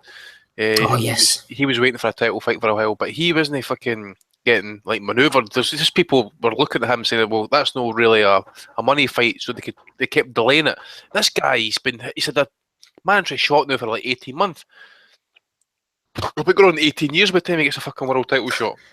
That's right. Elusigan, though, was the victim of having Frank Maloney as his promoter. Maloney was very good for certain fighters, but other fighters, like Martin Lindsay, for example, Maloney was terrible for not pushing his fighters forward. He mustn't have had any clout. No, maybe Kelly would have a bit more clout. She'd go and swing in the handbags at the WBC or something. But I know Joe say Elusigan, like Dave. Yeah, that was a terrible case. Right. Value of the week's coming up at the end. Before we do that, we're going to have a look at what's coming up over the next week or so. Nothing of any great interest, so we're going to flick through the schedule. If anybody sees anything or wants to talk about anything before we come off out of the podcast, then please do so. But first of all, the Chase Center in Delaware, USA. I can't believe this is still going. Pending approval, apparently. Dave Feldman Promotions, the vacant WBF World Cruiserweight title, Roy Jones Jr. versus Bobby Gunn. Roy Jones now is 64-9, fighting against Bobby Gunn, who has recently come back from bare knuckle boxing. The Guru's so cross he's jumped off the call. Anybody want to say anything about this fight? I mean, now I've heard two sides to this fight. Is it bare knuckle or is it regular boxing? It's regular boxing. Well, okay. sort of. I've heard it was actually going to be bare knuckle. I guess maybe not. it is. I don't know. No, it's WBF. I think are sanctioning it. It's just for a bullshit title. It's pretty horrific, Dave. If you don't want to say anything about it, I can understand. No, yeah, it's not really worth talking about. I mean, maybe if something bizarre happens in it, which is kind of likely, then maybe we can talk about it. We'll maybe see next week what happens. A couple of other points of interest. Gary Hyde is now managing South African featherweight Simpiwe Vetieka. He's fighting against David Broner in Morocco on Saturday the 18th of February. Gary Hyde spent most of the time chasing Carl Frampton to no avail with his charge Guillermo Rigondo. He's now calling him out apparently through irishboxing.com with Vetieka. Now he wants that fight. And I tell you what, Andy, Frampton against Vetieka in Belfast open air in the summer, that's something that could maybe happen. Possibly. I know, as I said, I was looking through it last night. I actually seen Vetieka, as you say, fight in Morocco, and I noticed that Ishmael Shillak, he's fighting in, I think it's Kenya next week as well. Yeah, it's Kenya or Uganda or somewhere like that. Something like that. I really don't know. I mean, I suppose we'll be hearing Gary mention the fight and that, but I think Frampton's going to be looking at. I mean, do you think, Steve, maybe a couple of more fights and retire? Do you think? Yeah, I think so. Maybe another couple of years, maybe 4 fights. Yeah. I think so. I don't think we'll see it. No, honestly, I think they're going to be chasing like the big money fights, high profile fights, and get out as much as possible. Do you want to say anything about the Norway fight? The boxing again in Norway, Friday the 24th. This could actually be the week after next. Doesn't matter anyway. Cecilia Brækhus against Clara Svensson. Any interest there? Well, wee honey. I suppose, but I think Brækhus will be too much for her. Svensson's okay, I suppose. Pretty lassie, but she's going to get her face melted. She's going to get her face melted. Talking of face melts, this is actually, no, I've accidentally brought up the schedule for the week after next, but Eleider Alvarez has finally hunted down Lucian Butte. Wasn't Alvarez mandatory for Adonis Stevenson? He's fighting Lucian Butte in Canada instead. That should be a pretty decent fight, although Butte's had it, hasn't he? WBC title eliminator as well. It's the other thing. Butte comes off a fucking suspension and for drug testing, and then gets a WBC title eliminator. What the fuck? Yeah, they're very serious about their VADA program. Exactly, Dave. Right, big one next week, Saturday the 18th of February. Leonard Ellerby and AB himself on Showtime. Pretty decent card, actually, Dave. We've got Tevin Farmer on the undercard like him, William Jackson, sparring partner for the main man, Adrian Broner, who's fighting against Adrian Granados. I've heard a few people saying this is a pretty even money fight. I think Broner will deal with Granados pretty effectively, unless Granados can put a lot of pressure on him and force him to work. I think this is Broner's fight. And on the undercard, David Avanesian, who I believe we saw defeating Sugar Shane Mosley. He's fighting against Lamont Peterson. And then in a decent fight, I wouldn't put it past Thomas Williams Jr. beating the pretty average Marcus Brown at light heavyweight. Altogether, though, Dave, pretty decent card. I'm liking the look of this. Yeah, it's solid. I do favor Thomas Williams over Marcus Brown. From what I've seen of Marcus Brown, he gets by on mostly athleticism and awkwardness. He's kind of wild with his overhand rights, and he likes to smother his own work and the opponent's work. He's just pretty ugly to watch fight. I would say Thomas Williams has got this if he catches him clean while he's coming in. Evanessi and Lamont Peterson, I don't know what the point of this is. I mean, Lamont Peterson hasn't fought since he got schooled by Felix Diaz, and now he's getting a title shot. That makes sense. Tevin Farmer, TBA. They're gonna. I don't even know if he's gonna be televised, but they keep televising Red Catch, who Tevin Farmer schooled with ease. So I don't understand that. Yeah. I've heard Tevin Farmer is going to be fighting somebody good in the up and coming future. Can't remember who it was. Fighting somebody dangerous. Yeah. And then of course the main event, Broner, Adrian versus Adrian. I think we know which Adrian we're all rooting for here, but I favor Broner. The thing about Granados, though, he's really only lost, aside from his second fight to Jose Juan Fuentes, he's really only lost to quite good opposition. Felix Diaz, who schooled Peterson, and also schooled Sammy Vasquez.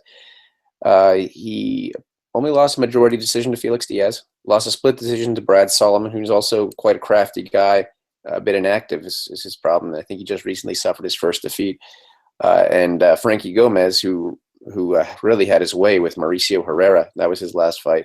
Frankie Gomez is also is one to watch. He's quite good. Yeah, those are his only losses. I don't think he's the biggest puncher. He really wears guys down. As we saw with Amir Imam, he really wore him down with just a barrage. It's kind of, I mean, if the guy had any power, you'd think Imam would have been out of there long before he was. So Granados is going to have to win this with work rate. I don't think he's going to be hurting Broner with anything big. On the other hand, we know Broner does have good power, and I expect him to be more powerful than this guy. They're fighting at 147. I think that was Team Broner's demand. So I don't either he can't make 140 comfortably, or they feel it's going to give them a size advantage here. I think it's going to be a fun fight. I think Broner's going to win it with his better power, better accuracy, overall just cleaner work, and he'll be more effective, even though he will get hit. It might be something like the Gavin Reese fight, where Reese was able to hit him easily enough, but not do anything because he was smaller and not a puncher at all. So I think Granados is going to be able to find him. And it should be entertaining while it lasts, but I think Broner's ultimately going to prove more effective and probably stop him in the middle to late rounds. I tend to agree with that. Just soaking up the undercard there, a few points, Andy, that Dave made. Regarding Marcus Brown, I was trying to think where I'd seen him before. I was looking at his record. He has all the sort of usual suspects on there. Otis Griffin, Aaron Pryor Jr., Cornelius White. That was a decent win. Francisco Sierra. Knocked out Gabriel Campillo in a round, but Campillo's pretty chinny. And then he got that gift against Radivoje Kalajic. I think that was the one I remember from April of 2016. And then mentioning Tevin Farmer, Dave's quite right. He schooled Red Catch on the first Santa Cruz Frampton undercard. And the thing is about Farmer, he's one of these guys we were talking about earlier, who's really come from the bottom. He was knocked out on his debut. Then he lost his fourth fight, drew his fifth, lost again in his eighth, lost in his 12th. And to think that he's on the verge of a title shot against somebody half decent, it's a real, battle of wills for Tevin Farmer on the way up. But I mean, feel free to talk about Avanesi and Peterson if you want, or AB, again, picking off this Granados, whatever you want off the card. Thomas Williams, that was the one that had that fucking Mongo shootout against... Rodriguez, was it Adrian Rodriguez? That's the one. That's the one. It was a bit of a kind of well fight, that.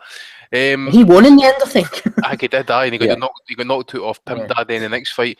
Avanesi was the one, he won I remember rightly saying that he fought Mosley for the interim WBA one title. of the bullshit title, yeah. Oh, fucking hell. Well, now they're fighting for the regular. Makes sense. Working their way up the WBA belts.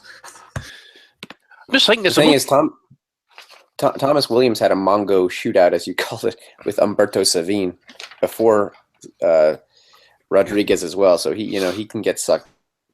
Dave, wasn't Williams the guy who fought Campillo on ESPN, and at the end he lost, and he was apologising to Teddy over the ropes? Teddy Atlas going, I'm so sorry, Mr. Atlas. He quit. Was that what it was? It was bizarre. Yeah.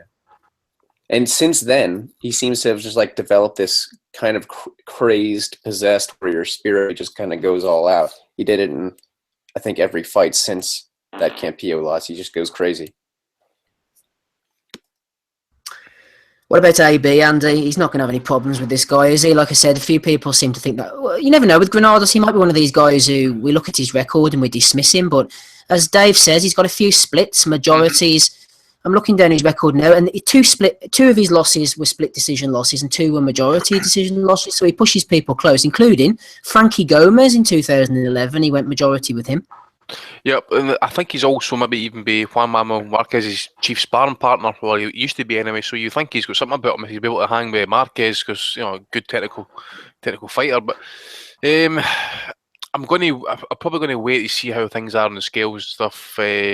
Broner apparently has got this new outlook on life. Jail will do that to a man. Maybe he's been anally invaded, we never know. But AB is what he is, man. He's about bollocks. He'll look good, I suppose, in this fight. He'll get into another world title fight. He'll then think he's back on top of the world. He'll then start shagging sewer rats. He'll be on the fat food again, on the Dom Perry on him. Before he knows where he is, he's broke, asking Big Al for another loan of money. And then before he knows where he is again, he's sucked out, fucked out, looking for a handout. Good old AB. Yeah, I'm going to go for mid-round stoppage, like the hater is as well.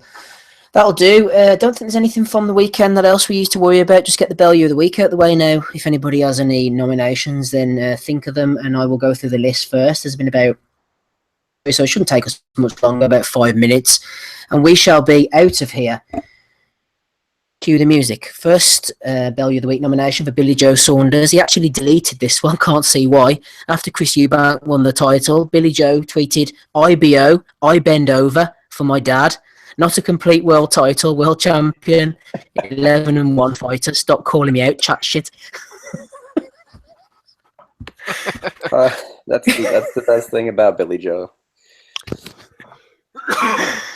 PR department must have been on to him after that because he deleted it, but obviously everyone screenshots things instantly, so we didn't get away with that one.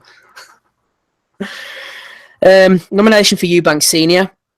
My friend Rory McGonigal sent this one in on Facebook Messenger to me. He said, just seen an interview where Eubank said that he feels for his son's opponents when Junior goes into one of his 50 or 60 punch combinations. That's what you call combinations? 60 punch combinations. Fuck's sake. Nomination for Sky Sports News HQ. Sky Sports News have been pretty quiet lately, so it's about time they got back on the list. They tweeted that Eddie Hearn hopes to confirm that Special K Brook will defend his IBF welterweight title against Errol Spencer Jr. And maybe they're thinking of Frank Spencer, Andy, from Some Others Do Have Him. Some of the younger listeners might not get that reference. I didn't know what program was that? Do you remember Frank Spencer? Oh, Betty. No. Okay, I'm sure somebody out there will. I didn't have a TV growing up, mate. I'm sure someone will remember that one. Right. Nomination for the real Timmy Walton. He looks a bit like Timmy Mallet, this guy, and he's a bit of a mallet as well. They were talking about who is Triple G. No, who is CRUZ Eubank going to fight next, after winning the IBO title? And Timmy Walton jumped in. Billy Joe Saunders or Conor Benn? Conor Benn. Oh, dear. Conor Benn. He's quiet. Yeah, Connor's been very quiet. So they need to get him on a pay-per-view undercard near you somewhere against a 1-4 fighter, hopefully. He might be on in Scotland, Andy. You could go and see the legend himself in action. Oh, can't I wait. Right, Footy Mad. I think this is a bit of a troll, to be honest, but Boxing Nut 1984 sent it to us. Footy Mad tweeted at Dave Caldwell, that performance of Price showed real progress. Was a great performance to dominate like that. One more level to world level.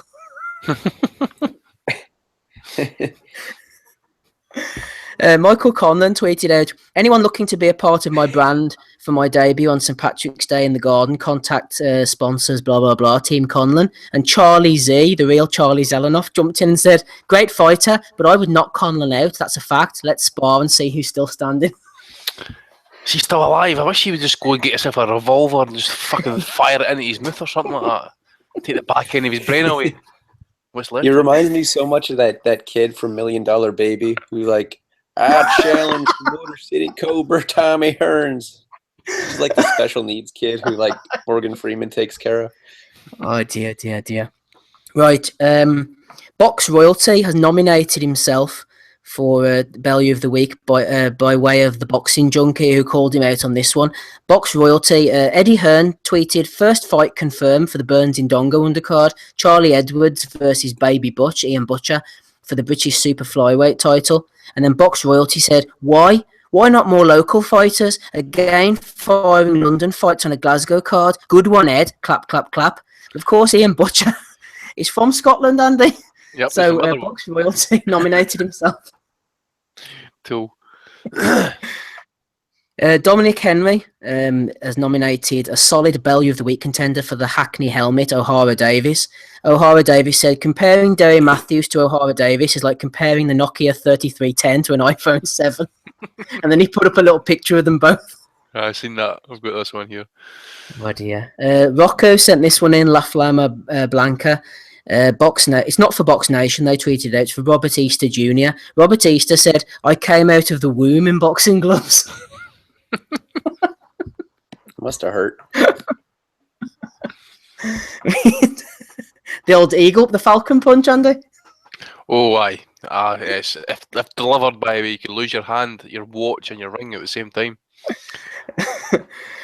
Brian King sent this one in for our friend Billy Aird on Twitter. Sorry, Billy. Billy Aird said, Mugabe was only a junior middleweight, but still a monster. Triple G reminds me of Felix Trinidad, but a more aggressive approach. So Brian nominated Billy for that one. LL Cool K, this is our man Kurt, we haven't seen him around for a while, nominated the Mississippi Commissioner. I don't know if you saw this one or not, but TKO Boxing tweeted this out. There was a show in Mississippi, and you'd think to yourself Mississippi would be the hotbed of boxing professionalism, but the commissioner, who was a woman, felt like it was appropriate to parade around the weigh-in with the WBC belt around her waist while the fighters were weighing in. It was actually quite amusing. Christ almighty. Oh dear. I'll have to put that one up on Twitter. That was quite a good one. Dean Glover 1980 sent in Eddie. He said, Tony can ruin Hayes' plan. Tony Bellew will target Anthony Joshua fight if he beats David Hay. Of course he will.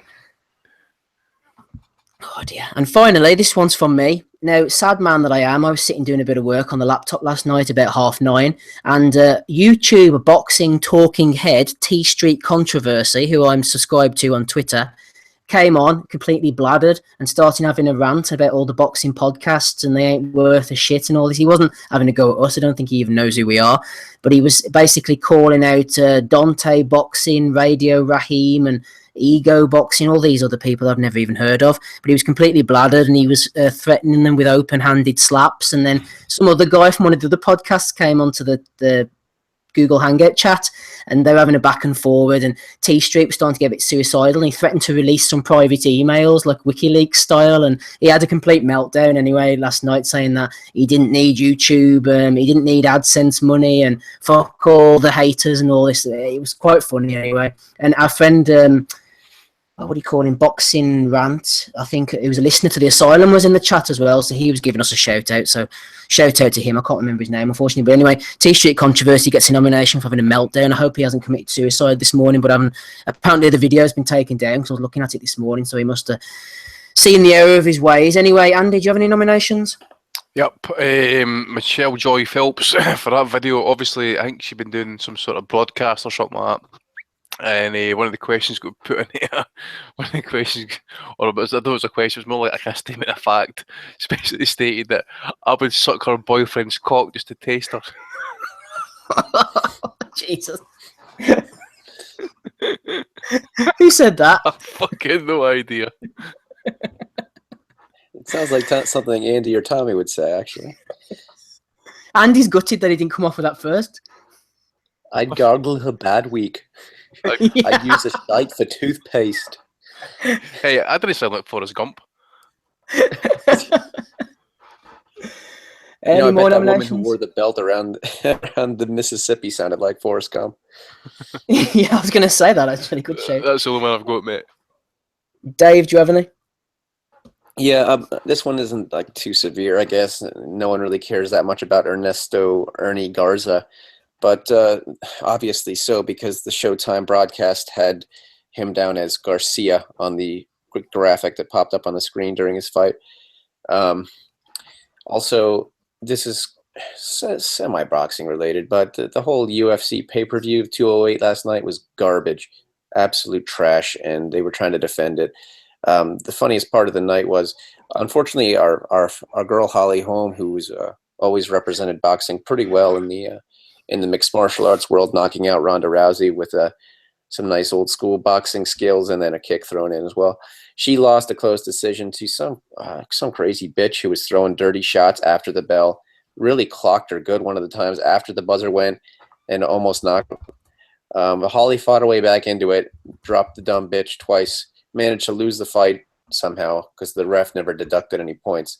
But during the winner's post-fight interview, someone just screams, "Fuck you!" from the crowd, and that was the highlight of this entire card. Yeah, Dave, it might have been crap inside the ring or the cage or whatever the hell they're fighting in, but what was the production values like? That's the main thing. Was it worth the money?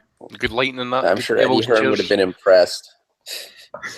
They would not shut up trying to sell all these video games. I don't know. The new owners of the UFC are not doing a very good job, in my opinion, and I think everyone will be pleased to know that for a change, boxing came out on top significantly this weekend, even though they didn't do too much. There were two decent fights, that Rashi Warren fight and that Ramos Branchezik, whatever, Ivan fight. That was, so two good boxing craps, only one semi-decent good fight on the UFC card. Right, I'm voting for the Mississippi Commissioner. Hey to Dave, who are you going for? Yeah, I got her as well. Yep, me too. Well, are you going for her as well? We'll have to try and find out what her name is.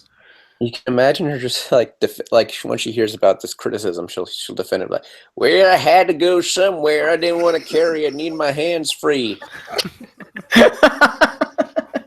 She's not Scottish, is she, Dave? No, that's Southern. Congratulations, Missy. We'll try and find out who you are for next week.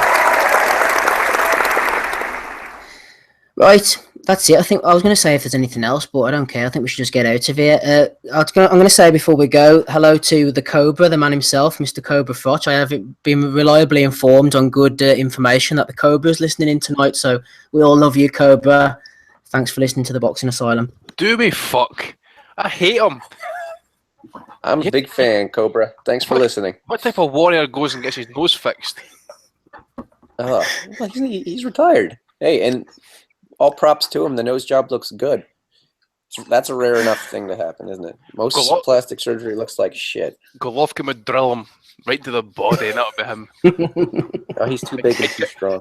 And Sergio of Kalsagi would have fucking schooled that ass, but it was so bad that you wouldn't even need a nose job. Yeah, well, I've been reliably informed, Andy, that the Cobra was listening to the podcast tonight. Excellent. Get the fuck out of here. Right, thanks very much, guys. That was the dulcet tones of Andy Most Wise Patterson that you heard. Dave the Hater Lowback as well, the official voice of American boxing. We also had Tommy Allen on, the Guru earlier. Amir Skypipe Khan as well jumped on with us. And Russ, we didn't hear from him, but he was there in spirit, and we saw him lounging about in his bed as well. If anybody wants to ring in next week, hit me up on Twitter and we'll get you on. What the hell we're going to talk about, I don't know. We'll talk about a bit of AB.